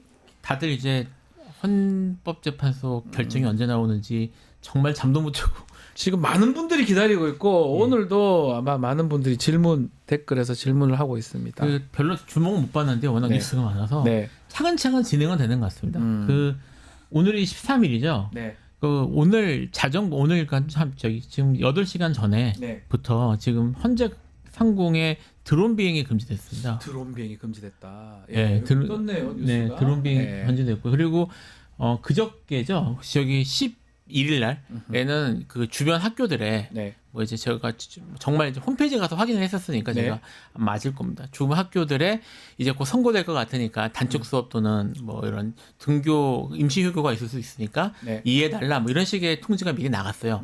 현재 지금 진행되는 걸 봐서는 이게 드론 이 비행 금지가 일주일 단위로 된다고 들었거든요. 네. 그러니까 뭐 지금 헌재에서 요청한 거는 3월 말까지라고 하긴 하는데 아마 곧 나지 않을까. 현재 지금 이렇게 그 치안 당국이나 이건 이제 드론 비행 금지는 저기 경찰청에서 지금 요청을 해가지고 네. 지금 군에서 이걸 관리를 하고 있다는데 지금 관련 그 저기 단체들이나 아니면 뭐 그런 관공서들은 준비를 하고 있다. 그러니까 며칠 안 남은 것 같다. 그건 확실하다. 네, 그거 확실하다.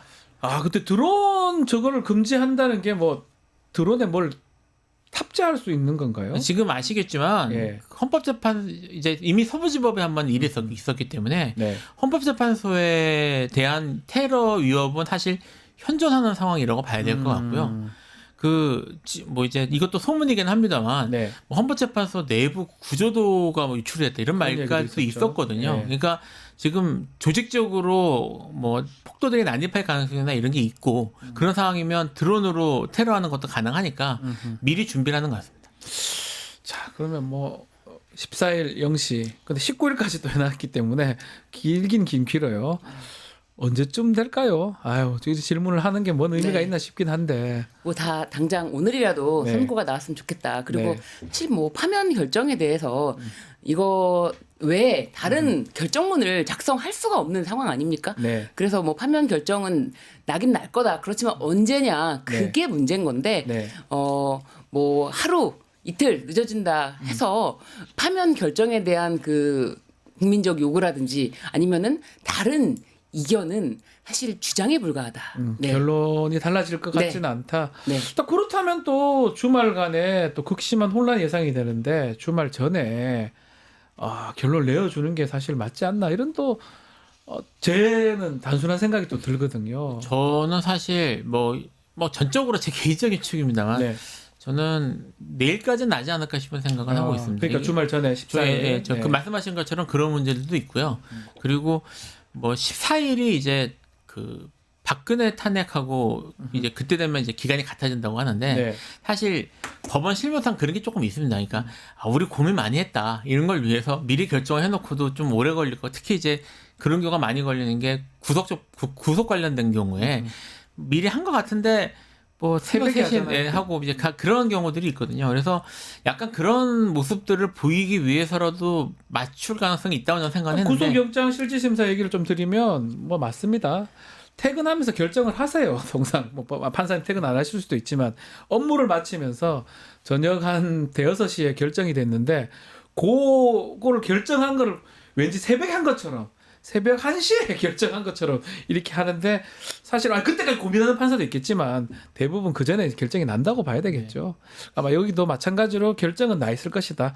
다만 원래 지금 14일 얘기는 계속 했었어요. 네. 3월 14일에 날 네. 가능성이 높다라고 얘기했으니까 아직까지는 늦춰진 게 아니에요. 원래 언론에서는 대부분 14일로 준비를 그렇죠. 하고 있었거든요. 14일로 준비를 했기 때문에 네. 3월 15일에 약속을 잡으신 분들 굉장히 많으실 네. 거예요. 네네. 3월 15일에 뭐 약속이 있는데 그 전에 났으면 좋겠다 이런 분들도 있고 마음 편하게 하루라도 마음 편하게 더 빨리 뭐 선고되기를 다 바라는 마음이죠. 그런데 네. 다만 이제 뭐 일정상 뭐 내일 발표된다고 하기에 선고된다고 하기에는 조금 무리가 촉박하죠. 예. 있는 것 같고 예. 왜냐면 이제 헌법재판소에서 통지 이런 이야기도 이틀, 했으니까 네. 네 그래서 이제 뭐 다음 주 중에는 선고가 확실하게 난다 이거는 뭐 이론이 있겠습니까? 예. 내일 아니면 다음 주까지는 다음 주에 날 것이다. 자, 우리 신유진 변호사께서 좀 주목한 뉴스 정치 이슈 어떤 게 있을까요? 네, 저는 어제 곧 말씀드리겠지만 법원 행정처장의 네. 구속 취소 결정에 대한 얘기도 있었지만 이 법무부 차관 김서구 법무부 차관도 지금 대행이죠. 법무부 장관 네, 대행. 법무부 장관 직무 대행도 예.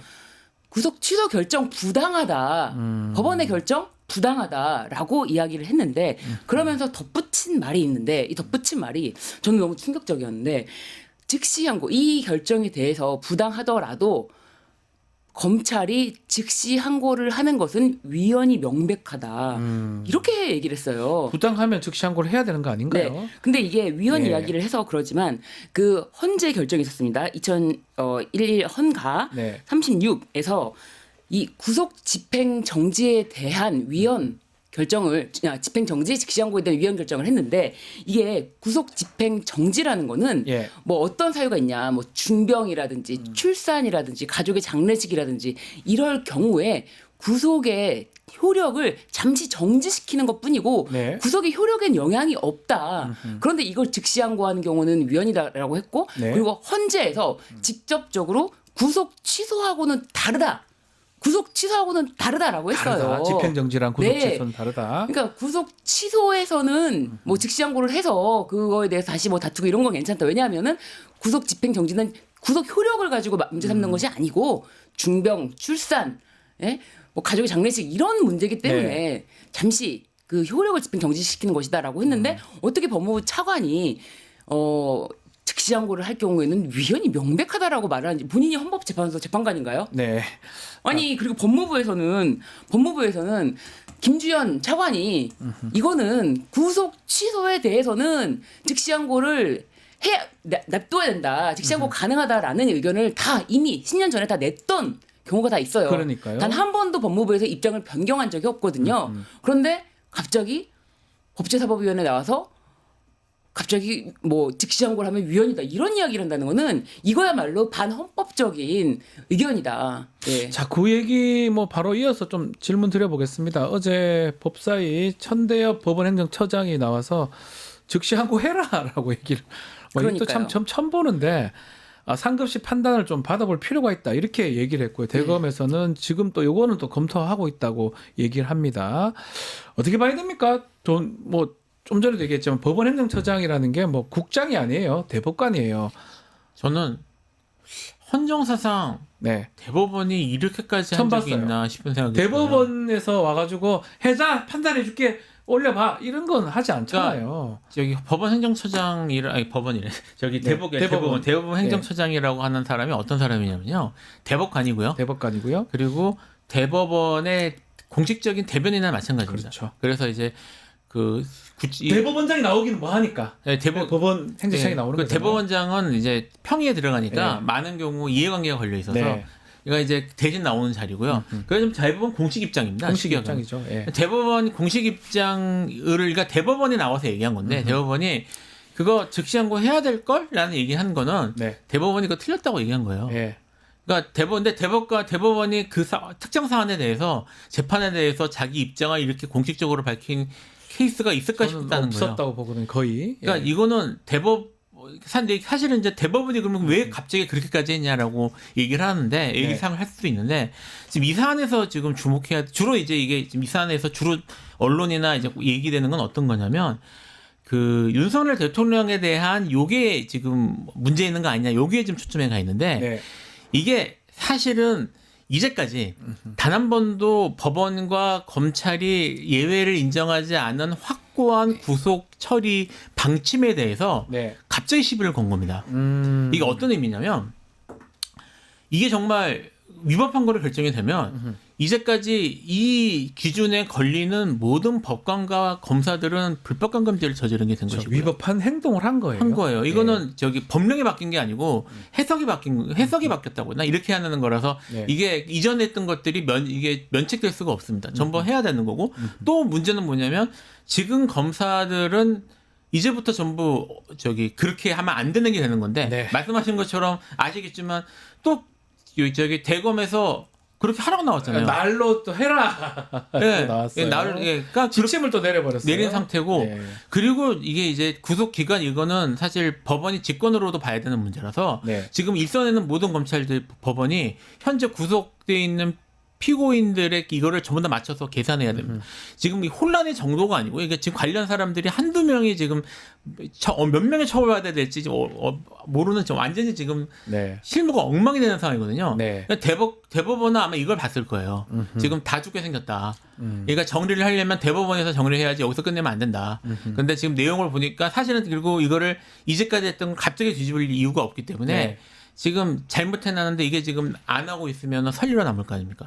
그러니까 올려서 정리해야 된다. 그러니까 이건 윤석열 문제가 아니라 지금 우리나라 사법행정 시스템이 다 박살나게 생겼다라는 얘기로 봐야 될 것 같아요. 어떻습니까? 지금 내일까지 시간은 있습니다. 즉시항고 시간. 근데 이 구속 취소 결정이 부당하다, 잘못됐다라고 이야기를 다 하고 있는데 이게 정말 뭐 시간을 날로 계산했다, 계산했다 이런 해석론 문제가 아니라, 그러니까 지금까지 한 번도 그렇게 해석하지 않은 거를 11년 만에 그렇게 해석했다 문제뿐만이 아니라 체포 적부심 기간을 구속 기간에 한입하지 아니한다라는 조항이 214조의 2 명문의 규정이 있습니다. 체포와 구속 적부 심사라고 되어 있고 구속 기간에 한입하지 아니한다라고 되어 있습니다. 그런데 이 지기현 판사는 이것에 대해서 체포 적부심 기간에 대해서는 뭐 명확하지가 않다. 아니 명확하지가 않다니요. 214조의 2가 분명히 명확하게 있는데요. 자의적 해석이다 이 말씀이에요. 아니, 조문 하나를 아예 그냥 빼버렸어요. 아예 빼버리고 그 날로 계산하는 거를 시간으로 계산하고 이거 두 가지를 한 번에 여기다가 넣으면서 어떻게 이렇게까지 잘못된 판단을 할 수가 있냐. 명백하게 조문을 적용하지 않은 거는 이거는 무슨 이론의 여지가 없는 거 아닙니까? 해석의 여지가 없는 거예요. 214조의 1을 빼버린 건요. 체포적부심사 기간은 구속기간에 한입하지 아니한다. 왜냐하면 그 증거물 서류가 법원에 가 있기 때문에 그 기간에 대해서는 이거는 구속기간에 한입하지 아니한다라는 명문의 조항을 아예 안 보인다, 없다, 명확하지 않다. 이렇게 무시할 수가 있는 뭐 건지. 직위원 판사도 문제지만 참 검찰 입장에서는 부당하다고 하면 당연히 어떻게 불복을 하거나 다퉈야 되고 또 직위원 판사 그 결정문 행간을 좀 보면 상급 기관 예컨대 고등법원이나 대법원에서 판단을 받고 싶어하는 그런 부분도 있어 보이긴 하거든요. 지금이라도 좀 원활하려면 내일까지 기간이 있으니까 즉시 항고를 하면 사실은 다 해결될 문제이긴 합니다.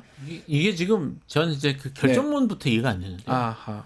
이게 지금 상급심에 갈 것을 전제로 하고 판결을 한다는 게 말이 안 되는 거죠. 그러니까요. 그렇죠. 그러니까 자기가 보기에 옳고 그르 판사잖아요. 자기가 일단 내가 최종적으로 내 판단을 한다고 생각을 하고 거기에 대해서 이제 상급심에서 다시 보는 게 돼야 되는 거지. 상급심 가서 해 나는 이렇게 할 거야라고 하는 경우도 들어본 적이 제가 사실상 그렇죠. 없고요. 예, 사실 안 되죠. 그 지금 말씀하신 것도 사실 중요한데 체포는 정말 시간으로 하는 게 맞기 때문에 네. 체포 적부심이 흔하진 않지만 네. 체포 적부심을 거친 케이스면 아마 거기에 다 걸릴 거예요. 거의 걸릴 겁니다. 네, 네. 저도 해본 적이 있거든요. 네. 네. 근데 이제 그 직위원 판사도 얘기했어요. 거기에 대해서 이게 만약에 문제가 될 경우 재심 사유가 될 수 있다라고. 왜냐하면 저도 지금 그런 사건이 있거든요. 그럼 재심 해보면 되겠네요. 그러니까 이제 이거대로 가면. 일단 이제 체포 적부심 기각한 판사하고 검사하고 먼저 고소하고요. 네. 고소하고 그렇게 돼요, 진짜. 고소하면 이제 여기대로 처벌이 나올 거 아닙니까? 그럼 저기 재심할 수 있을 것 같습니다. 그러니까 제가 지금 말씀드린 게 뭐냐면 이게 윤석열 하나만이 아니라 이런 식으로 제가 했던 사건들도 당장 다들 저도 이제 구속 피고인이 있는데 구속 피고인들 이거 날짜하고 시간 다 맞춰봐야 될 상황이에요. 그러니까 지금 우리나라에 지금 관련 사법 행정이 지금 전부 다 뒤집어져야 되는 상황이 된 거예요. 이게 이걸 위해 과연 뭔 생각으로 이걸 했는지 제가 좀 잘 이해가 안 되네요. 체포는 그러니까요. 48시간이고 또 구속은 10일이고 요거를 자기 마음대로 해석을 해버린 체포 바람에 한때로부터는 구속 기간이 적용되기 때문에 그렇죠. 그 열흘이 적용되고 그렇기 때문에 이 직위원 판사의 그 결정은 사실 뭐 어떤 식으로 좋게 해석하려고 해도 뭐 상급심 판단을 받기 위해서 자기는 이렇게 했다라고 해도 이런 여지가 있다 이런 주장을 했다 다 그런 거 다 말이 되지 않고 정말 형소법 조문을 두 번이나 명백하게 위배해 가면서 심지어 이 구속 기간에 대한 문제가 52회 사법시험 출제됐습니다. 그렇죠. 52회 사법시험 사법시험 출제 2차 시험 1번 문제였습니다. 아, 그래요? 그래서 이거 영장 실질 심사 기간이 날로 한다. 날로 일자로 계산한다. 시간이 아니라 영장 실질 심사 기간은 날로 구속 기간에 산입하지 아니한다. 이게 정답이고요. 네. 이게 201조의 2 요 조문을 적으면은 이게 10점을 맞는 거예요. 아. 날로 계산한다. 이렇게 예. 적으면은 10점을 맞는 문제입니다. 이거를 부장판사가 서울중앙지법 부장판사가 정말 사법시험을 탈락했어야 되는 사람이 아닌가요? 이거는 그러네요. 자의적으로 해석할 여지가 없으니까 문제를 내는 거 아닙니까? 이렇게 해석 여지가 있다면은 계산한다. 이걸 어떻게 냅니까? 계산 문제를. 알겠습니다. 좀 즉시 항고 기간이 아직 남아 있기 때문에 어떻게 진행이 될지 좀 지켜봐야 될 것 같습니다.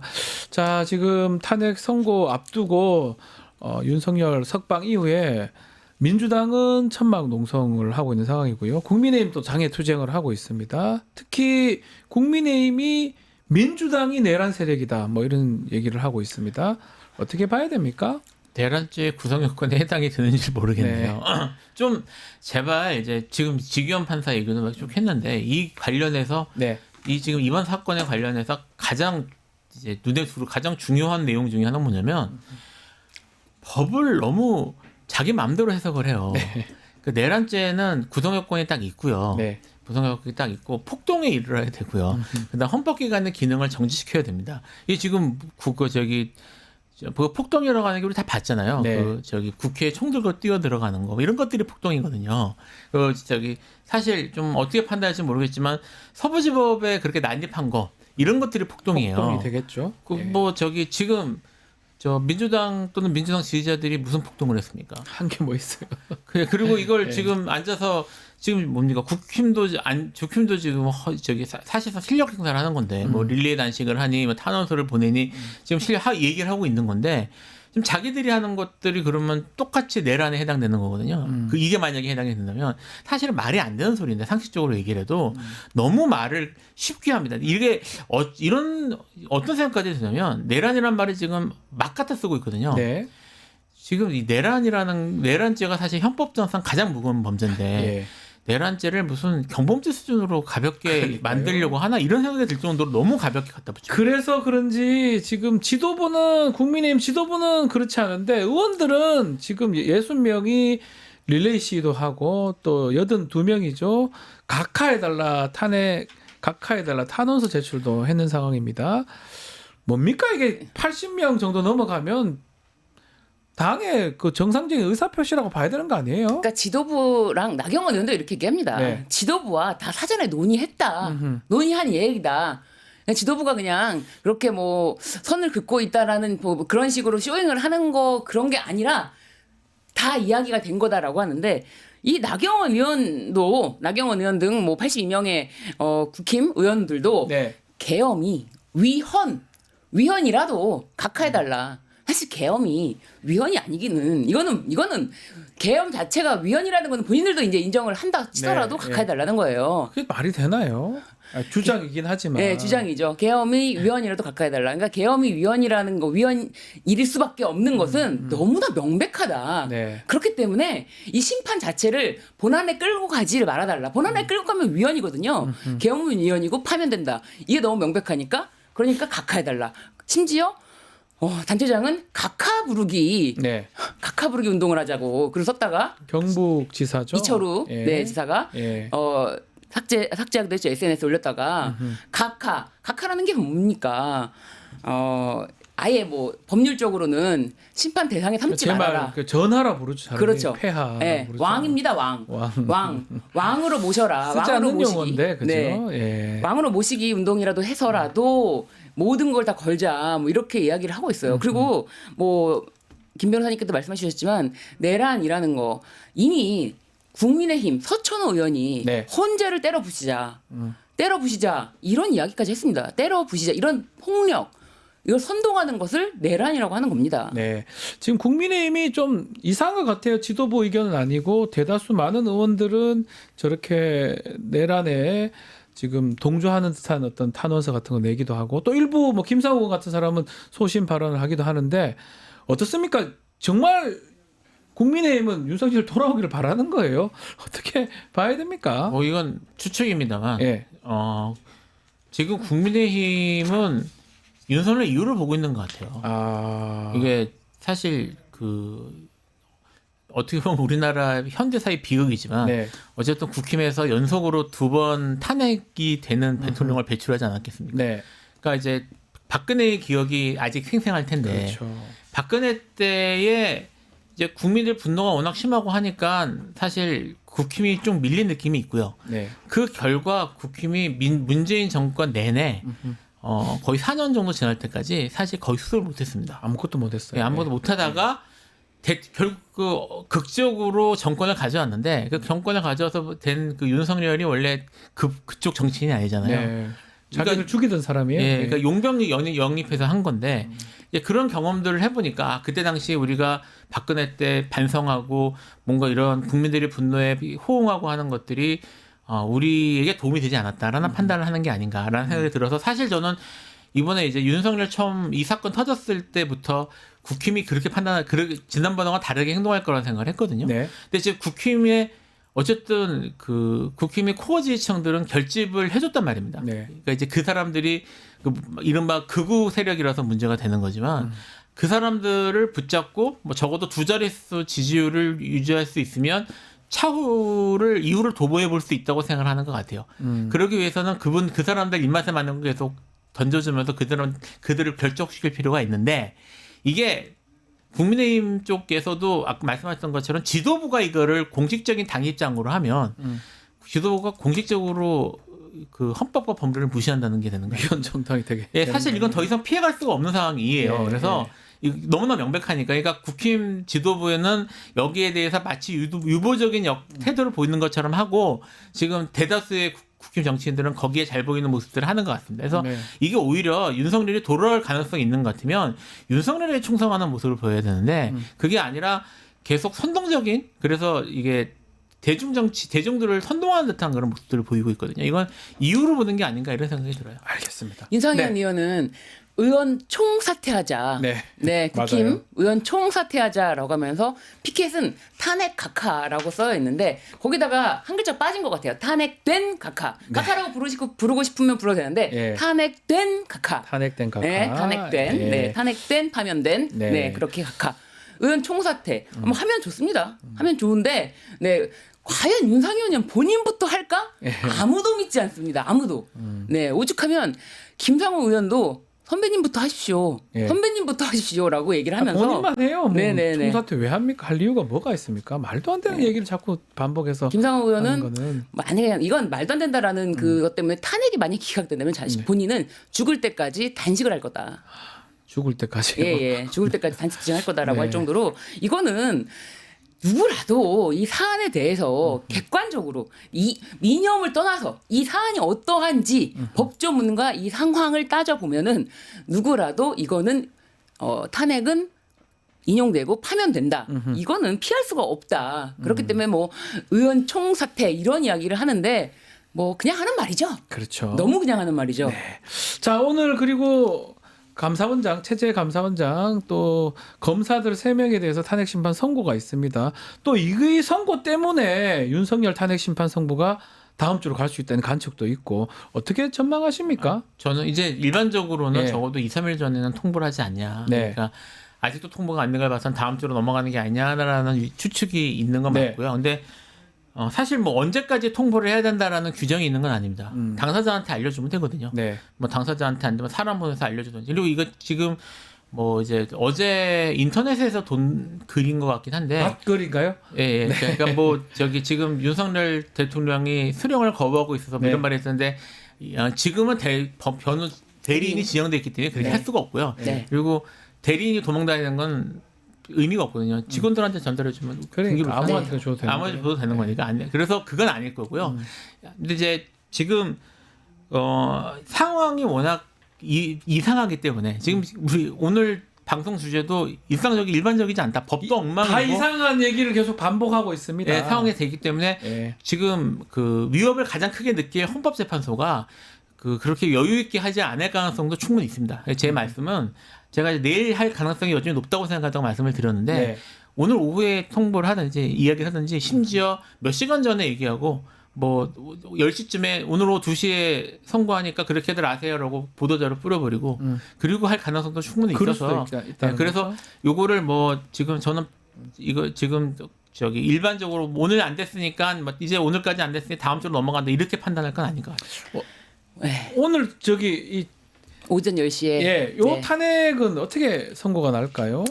사실 이 탄핵 자체에 대해서 감사원장하고, 뭐 별로 관심이 사실은 없습니다. 몰랐어요. 저게 하고 있는지도 몰랐어요.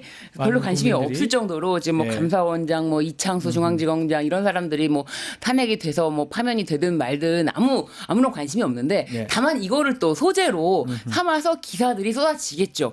요렇게 탄핵이 기각될 수도 있다. 뭐 이렇게.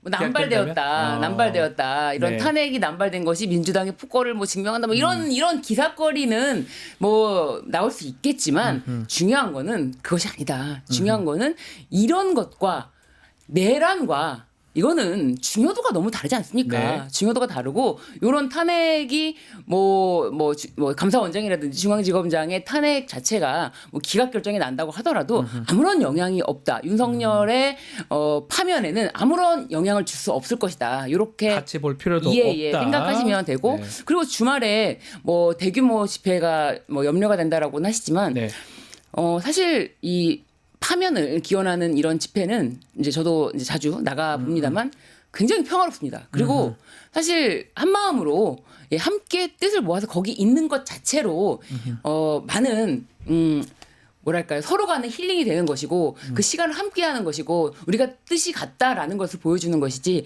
전혀 뭐 어떠한 소유라든지 그런 게 전혀 없습니다. 그리고 뭐 응원봉 세대들이 나오면서 굉장히 또 축제 분위기까지 있었지 않습니까? 그래서 제가 봤을 때는 주말에는 다시 한번 더 힘찬 그런 응원봉 세대가 또 다시 더 많이, 그러니까 역대 최고로 많이 나오지 않을까 그런 생각도 합니다. 알겠습니다. 자, 오늘 말씀 여기까지 듣겠습니다. 김필성, 신주윤 변호사와 함께했습니다. 감사합니다. 감사합니다. 뉴스토마토 구독자 이벤트 소개해드리겠습니다. 지금 실시간 채팅창 참여하시면 매일매일 2,000 통통 쿠폰 지급해드리고 있습니다. 매일 2,000원 상당의 할인 쿠폰 지급해드리는데요. 채팅창 링크에 있는 통통모랩에 가입하고 회원 보유번호 코드 한 번만 붙여넣기 하시면 이벤트 참여하실 수가 있습니다. 댓글 달면 5,000 통통 쿠폰 드리겠습니다. 자, 이어서 뉴스 인사 프라임 진행이 되니까요. 조금만 기다리십시오.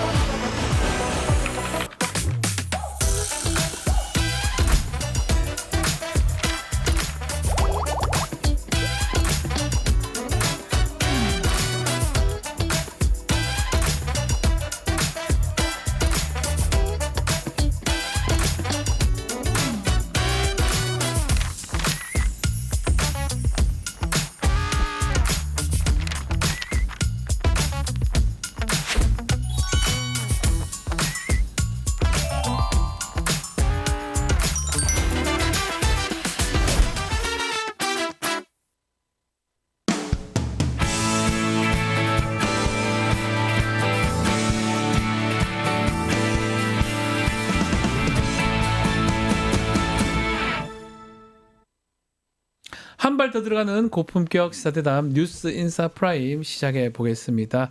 자, 목요일 쇼미더민심 시간입니다. 민심 속속들이 살펴보겠습니다. 윤희영 오피니언 대표, 박영식 정치시사 에디터 두 분 함께합니다. 안녕하십니까? 네, 반갑습니다. 자, 윤석열 지난 8일이죠. 구속 취소가 받아져서 석방이 됐는데 요 관련해서 적절했는지 조사가 바로 진행이 됐습니다. 박영식 에디터가 결과를 좀 소개해 주면 좋을 것 같습니다. 예, 오늘 조사는 조원 CNI가 조사를 한 내용입니다. 네. 스트레이트 뉴스가 의뢰를 했고요. 구속 취소 결정과 검찰의 즉시 항고 포기 때문에 일단 지금 관저로 돌아가 있는 윤석열의 구속 취소 적절성, 국민의 이 절반이 법원의 윤석열 구속 취소 결정이 부적절하다라고 평가를 하고 있습니다. 부적절하다가 50.6%고요. 적절하다가 47.2%, 모름이 2.1%인데 매우 부적절이 44.7이고요. 매우 적절이 41.2%입니다.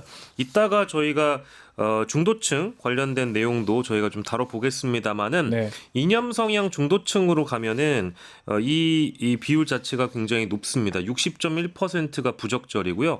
적절하다가 37.4%였고 전국 7개 지역이 있지 않겠습니까? 그 권역에서 서울과 광주, 전라 두 곳만 부적절하다라고 나왔고요. 응답률이 오차 범위 밖에서 적절하다보다 좀 높게 나왔을 뿐이긴 한데 지역별로 보면 그렇고 대전, 세종, 충청, 대구, 경북, 부산, 울산, 경남, 강원, 제주가 적절하다가 오차 범위를 넘어서 우세했는데 왜 이런 평가가 나오는지 좀 궁금하실 것 같아서 네. 이념 성향별 조사한 그 점유 비율을 좀 보니까요.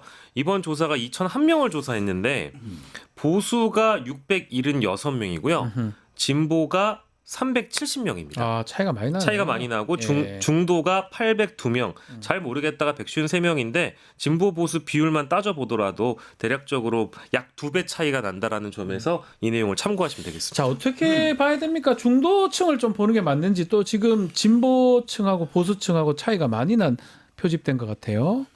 최근에 이제 이게 네. 약간 좀 조정되는 듯하게 보였는데 네. 조사에서 뭐 우리가 흔히 얘기하는 보수 과표집 현상, 이게 이번 이제 조원 CNI 조사에서 상당히 또 뚜렷하게 나타난 상황이어서 네. 거의 뭐 2배 가까이 이제 내가 보수다라고 한 사람이 진보다 한 사람보다 많은 것이니까 지금 이제 막판 되게 되면서 그런 이제 보수층의 위기감들이 조사의 응답을 좀 적극적으로 하게 하는데 영향을 지속적으로 좀 주고 있는 것이라고 볼 수 있을 텐데요. 물론 이제 이게 뭐 보수 성향층이 진보 성향층보다 조사에서 더 많이 응답될 수 있거든요. 그것이 다 잘못된 조사라고 할 수는 없어요. 그럴 근데 수 이제 있는 거죠. 그 격차가 계엄 비상계엄 이제 이전에도 격차가 있었어요. 근데 그때 통상적인 격차보다 계엄 이후에 격차가 훨씬 좀 커진 측면이 있거든요. 그걸 얘기하는 것이고 네. 이거 자체가 이제 나쁘거나 잘못된 것이라는 얘기는 아닌데, 그래서 이제 보수층들이 좀 적극적으로 이제 나서 응답하는 것 아니냐라고 하는 추정이 이제 가능한 부분이라고 할 수 있어서 네. 아까 우리 박 에디터님 말씀하신 대로 중도 성향층의 이제 흐름들을 보게 되면 어쨌든 이제 우리 시민들의 이제 중간적 기류들을 알 수 있는 것이니까 거기서 상당하게 이제 부적절하다라고 하는 응답이 높은 상황이니까 지금 뭐 전반적인 기류는 너무 부적절하다라고 하는 기류가 이제 높다는 것을 예. 알 수가 있겠고요. 다만 이제 맨 앞에 이제 그래프에서 보면은 참 슬픈 일이긴 한데 예. 매우만 있는 사회예요 지금 대한민국. 지금 매우만. 그게 사실은 반대로 되는 거 아닙니까? 적절 부적절이 6.1, 6.0밖에 안 돼요. 네, 요게 이제 대체로 적절, 대체로 부적절인데 네. 이렇게 좀 온건한 기류들 있잖아요. 네. 여론들이 없고 지금 매우 적절하다, 매우 그러네요. 부적절하다. 양쪽에 이제 굉장히 강하고 극단적인 의견들이 지금 충돌되고 있는 상황이 이런 정치적 상황에서 지속되고 있는 측면들이 있어요. 물론 이제 ARS 조사의 특성이기 때문에 더 드러나는 것이기도 하겠고 예. 이런 것들이 빨리 좀 해소가 되어서 다양한 의견들이라고 하면 찬성이 있으면 반대만 있거나 그런 게 아니라 찬성 내에서도 반대 내에서도 여러 스펙트럼에 의해서 의견들이 좀 있는 것들이 바람직한 측면들이 있거든요. 정상적이라고 봐야 되는 네, 거예요. 근데 지금 예. 워낙 이제 정치가 좀 지금 비현실적인 상황들이 많다 보니까 이제 여론에서도 영향을 받는 것 같습니다. 자, 탄핵 심판 선고일 아직까지 정해지진 않고 있습니다. 지금 이 시간까지도. 그렇지만 이제 곧 선고가 될 가능성이 있겠죠. 뭐 내일이나 아니면 다음 주까지는. 탄핵에 대한 의견, 윤석열 탄핵에 대한 의견 어떻게 지금 되고 있습니까? 박인수 에디터. 마찬가지로 이 헌재가 윤석열 탄핵 심판에서 어떤 결정을 내려야 하는지 조사를 해봤는데요. 2주 전과 이제 비교를 해봤을 때 해당 조사에서 파면 쪽에 좀 더 기대감을 갖고 있는 것으로 확인이 되고 있다고 합니다. 예. 인용해서 파면을 해야 된다가 54.8%고요. 기각을 시켜서 직무에 복귀시켜야 된다라는 것이 43.3%입니다. 근데 아까 우리가 봤던 이 보수층 뭐랄까 좀 과표집의 결과라고 보기에는 어쨌든 여기에서도 조차도 중도층의 영향이라고 저는 봐야 되겠습니다만 네. 인용에 파면해야 된다라는 것이 좀 더 많이 있다라는 것이고 심지어 2025년 2월 25일에 조사했던 동일한 그 해당 기관에서 조사한 결과로 보면 그때 53.5 대 45 이렇게 나왔었거든요. 네. 근데 2주 뒤인 최근 조사 오늘 저희가 말씀드리는 데에서는 격차가 오히려 더 벌어졌다라고 이제 보는 측면이 이 조사의 좀 포인트라고 볼 수 있겠고 네. 사실은 다른 조사들 있지 않습니까? 뭐 리얼미터라든지 이런 조사에서도 보면 네. 사실 탄핵안 인용이 탄핵안 기각보다는 상당 부분 높게 나오는 그 비율을 지금 차지하고 있는 상황이라서 요 조사도 이제 어떤 트렌드 경향이 따라가고 있다라고 보는 것이 맞는 것 이게 같습니다. 조원 CNI 지금 좀 전에 석방 관련된 조사했는 내용하고 같은 그 기관에서 했던 거죠. 그래서 지금 보니까 그래도 그 약간 그 탄핵 관련해서는 조금 더 벌어지는 모습인데. 그러니까 보수 성향층 내에서도 뭐 이것은 탄핵이 좀 인용돼야 한다라고 하는 생각을 가지고 계신 분들이 상당 부분 있다는 것을 그렇죠. 의미하는 그거 것입니다. 보이죠. 예, 이거 그래서 그대로라면. 격차가 이제 커지는 것이니까 지금 그 흐름을 보시게 되면 좋겠고 이것이 이제 어떤 조사들은 약간 최근에 몇 프로라도 좀 늘어난 측면들이 있어요. 그러니까 네. 인용 의견들이 많아지고 기각 의견들이 좀 줄어든 흐름들이 있는데 지금 보면 이제 윤석열 대통령이 석방할 때 굉장히 자신감 있는 모습 보였잖아요. 네. 메시지도 나오고 그러면 그 이후에 굉장히 조용하잖아요. 네. 그러니까 사실은 그것이 상당히 사실은 부정적인 영향을 준 측면이 있는 거예요. 그래서 맨 처음에는 이것이 이제 보수층이 훨씬 더 이제 대결집이 이루는 계기가 되지 않겠냐라고 하는 일각의 시선이 있었습니다만은 이것이 이제 진보 성향층한테는 상당히 긴장감을 주게 하는 측면들이 있고 좀 느슨해진 측면들이 있었을 텐데 그리고 중도층들도 이거 너무 어이없는 결정 아니야라고 하면서 이제 반감이 생긴 측면들이 있고 거기에 이제 윤 대통령의 모습이 사실은 상당히 사실은 뭐랄까 좀 겸손하거나 아니면 이제 뭐 미안한 마음을 가져야 되는 것이 드러나는 것이 일반적일 텐데 그러지 않은 측면들이 이제 반감을 불러일으켜서 전반적인 기류에는 부정적인 영향을 주었다라고 보는 것이 맞겠고 아마도 윤석열 대통령 측에서도 그것을 이렇게 이제 나름 판단을 해서 그 이후에는 상당히 지금 낮은 조용히 가고 있는 것이라고 볼 수 있을 것 같습니다. 결국은 좀 그 석방되면서 그 행동 그게 나쁘게 영향을 미쳤다고 이렇게 볼 수도 있겠네요. 자, 탄핵 심판 선고 결과 원래 11일을 얘기도 있었는데 또 14일 또 더 늦어질 수도 있다. 날짜가 지금 중요한 것 같은데 이렇게 길어지는 게 결과하고 좀 영향이 있을까요? 어떻게 보세요? 저는 이제 어쨌든 어제만 하더라도 지금 지라시와 정보지가 난무한 하루를 보냈고 아유 인터넷 정보지 때문에 정신이 없습니다. 뭐 오늘도 아마 오전 내내 그럴 것 같아서 이제 계속 이게 일정이 지연되고 기일이 잡히지 않으면 사람들의 마음이라는 게 어쨌든 양쪽 다 불안해지는 거잖아요. 네. 그 불안함이라는 것을 달리 얘기하면 뭐 간절함이라고도 저는 봐야 될 것 같은데 여론조사 상으로는 뭔가 이런 어떤 양측의 결집이 더 강하게 이거보다 더 강하게 일어나서 저희가 2주 전에 비해서 지금 또 상당 부분 탄핵안 인용 쪽으로 많이 몰리고 있다는 걸 볼 수 있지 않겠습니까? 네. 저도 이걸 보면은 뭐 이제 보수층은 결집할 대로 다 결집했다라고 저는 보는데 상당 부분 민주 진보 계열 혹은 민주당 지지자분들 탄핵 찬성하는 분들은 조금 더 이제 뭐랄까 속도가 여론조사에 열심히 뭐랄까 응답을 하는 속도가 많이 늦어진 측면이 있었던 것 같아요. 네. 그러다 보니까 시간이 지나면서 아마 더 조급해지고 간절해진다면 탄핵안 인용 쪽으로 더 많은 이제 표집들이 몰릴 거라고 저는 예상을 하고 있고요.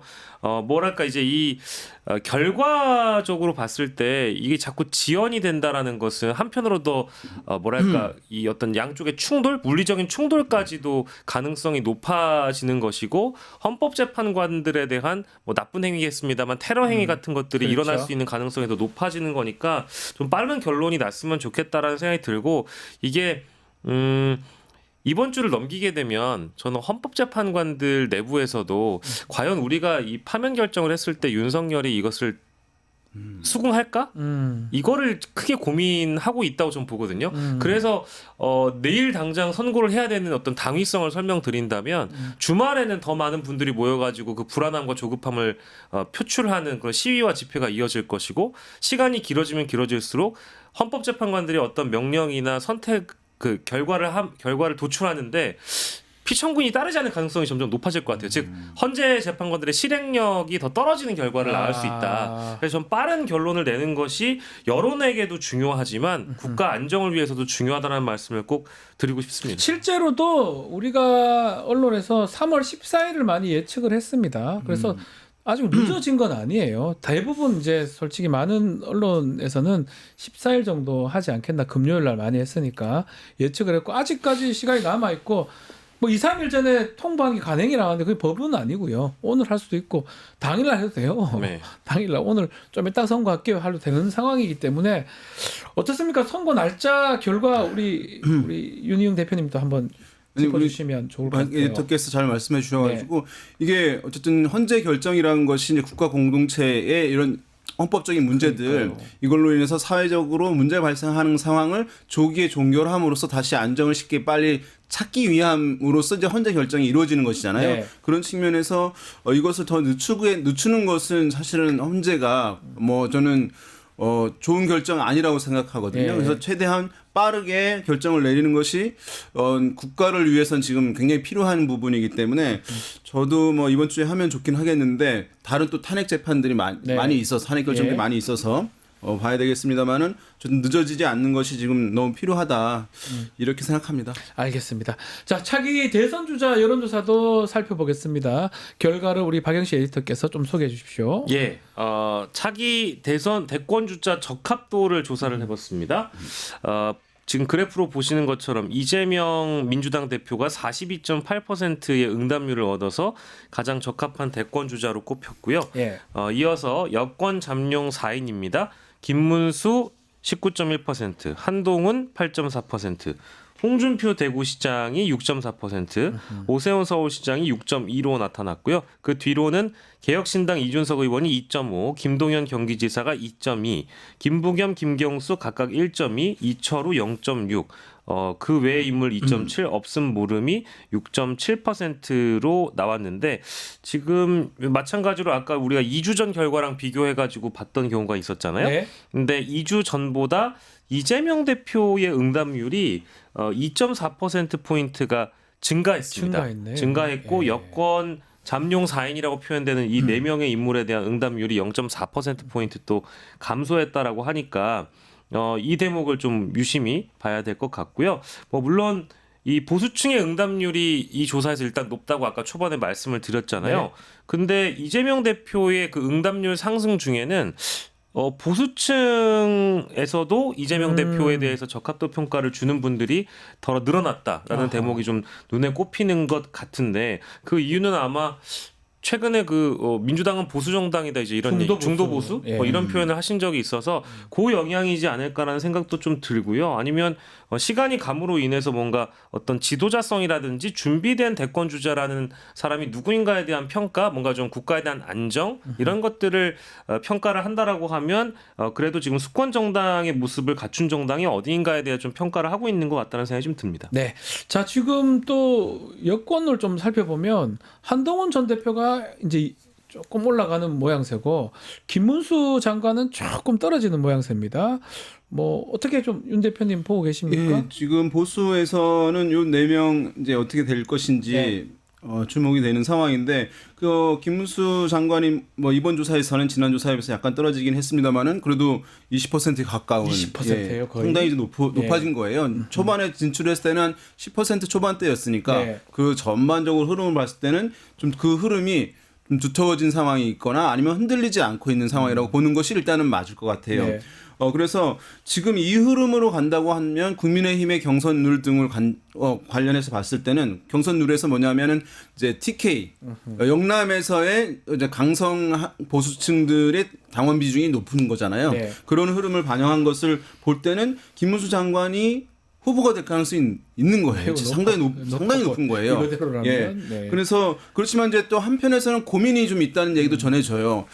지금 이렇게 당원들에서는 압도적으로 지지를 받고 있는데 과연 본선에서 그러니까 중도층에서 소구력이 약하기 때문에 이것이 이제 어떻게 후보를 교체해야 되는 것 아니냐 주류에서 이런 고민들도 있다고 할 텐데 이것이 만약에 탄핵에 인용되고 바로 경선이 이루어지는 것이거든요. 네. 이 짧은 임박한 시기에 이것이 이제 후보와 교통 정리가 아무리 이제 지금 굉장히 일사불란함이 높아졌다 하더라도 될 수 있을지 이런 것에 대한 이제 뭐 문제가 좀 있을 것 같고요. 지금 그러면 이제 나머지 후보들은 뭐냐면 이게 김문수 장관이 한 20%를 가져가잖아요. 네. 그러면 이제 보수층이 사실 가져갈 수 있는 포션은 한 20% 정도만 남는 거예요. 제가 많이 말씀드렸지만 그러네요. 예. 한 100%에서 한 20%는 답을 안 하고 가져가니까. 반반 나누면 한 40%잖아요. 예. 그러면 한동훈, 홍준표, 오세훈 이런 후보들이 한 20%를 나눠 가져야 되는 거니까 10% 넘기가 힘든 거예요. 그러니까요. 예. 그러니까 지금 다 이제 안 되는 그런 상황인데 아마도 최근에 이제 다시 재등판하면서 이제 한동훈 전 장관이 지금 약간 오른 측면이 있는 것 같긴 한데요. 그렇지만 이제 지금 실링에 갇혀 있는 상황이고 다시 윤석열 대통령이 석방이 되면서 네.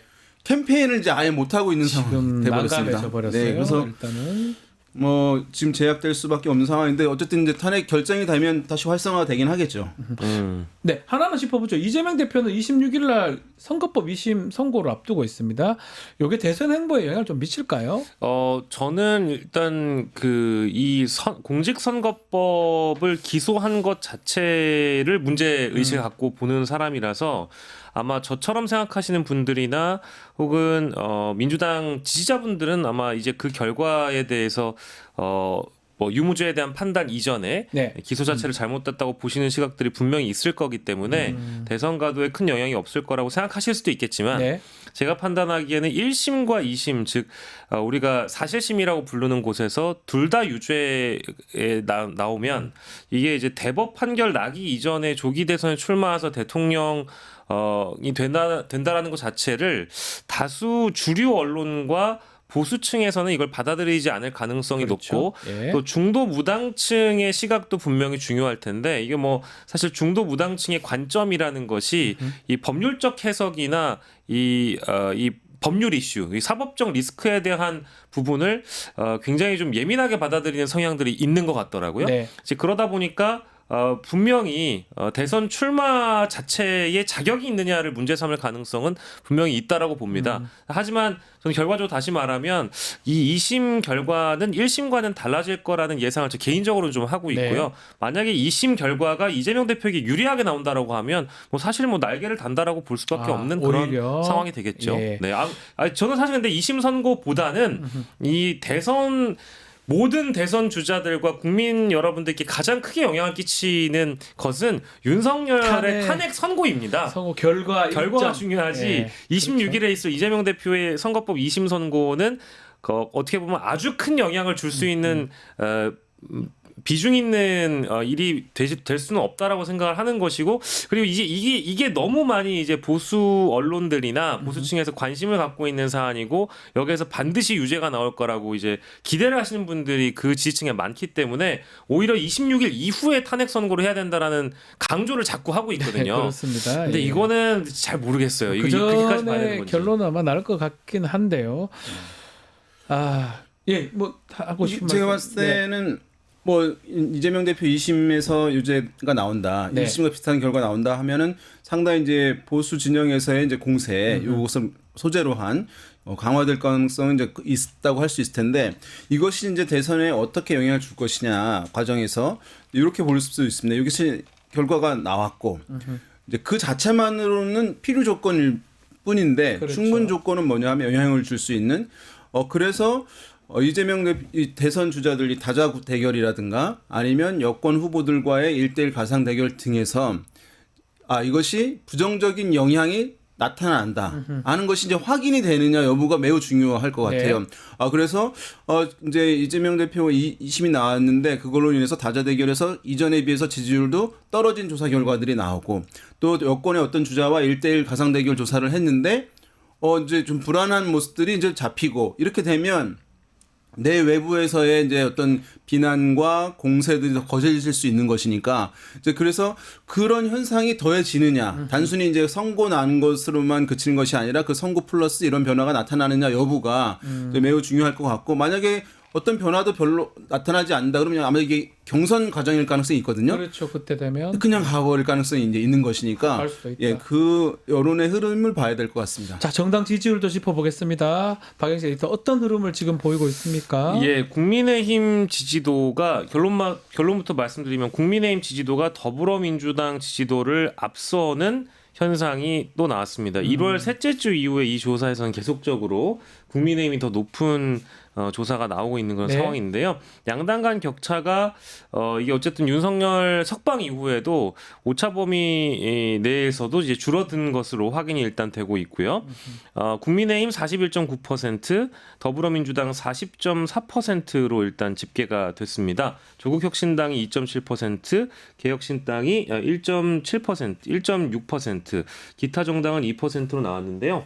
네, 지금 나가고 있는 화면이 이제 리얼미터 조사인데 이제 요 네. 조사는 조원 C&I 조사 아까 제가 설명드린 조사는 조원 C&I고요. 리얼미터에서는 국민의힘이 42.7이고 민주당이 41%였습니다. 네. 그러니까 2주 전보다 국민의힘이 2.2% 포인트 줄고요. 민주당이 0.3% 포인트 늘어서 보수층의 어떤 적극적인 응답 추세가 또 이 조사에도 영향을 줬다라고 봐야 되겠습니다. 결국 양 진영이 결집돼 있다. 이렇게 해석해야 되는 겁니까? 네, 어떻습니까? 그렇습니다. 그래서 원래는 이제 이런 계엄이 있고 탄핵 국면이고 한다면은 그쪽 진영의 정당에 있어서는 정당 지지율도 낮아지는 것이 이제 그렇죠. 일반적인 현상일 텐데 지금은 어쨌든 뭐 저번에 말씀드렸지만 반대쪽 진영에 있는 어떤 정당에 대한 혐오, 불신, 반감 이제 이것에 기반해서 나 이쪽 정당을 지지한다는 경향이 특성이 네. 워낙 뚜렷하게 나타나기 때문에 지금 어느 정당이 일 잘하고 못하고 떠나가지고 상대 쪽 정당을 싫어하는 마음 때문에 양쪽 정당 지지율은 전화조사나 ARS 조사나 큰 차이 없이 이제 뚜렷하게 나오고 있는 그런 상황이고 그렇기 때문에 결국에서는 뭐 중도층 등의 여론이 대선을 앞두고 중요하다고 할 수밖에 없을 것 같습니다. 결국은 또 중도층으로 예. 여론조사는 돌아가는 것 같습니다. 자, 오늘 쇼미더 민심 여기서 마무리하겠습니다. 두 분 말씀 감사합니다. 고맙습니다. 자, 내일 방송은요. 임미애, 최인호 의원의 최타임 준비되어 있고요. 김종대 전 의원 또 부승찬 의원이 출연합니다. 최강 디펜스 플러스 또 세계와 K도 준비되어 있습니다. 내일도 많은 시청 부탁드리고요. 오늘 방송은 여기서 마무리하겠습니다. 감사합니다.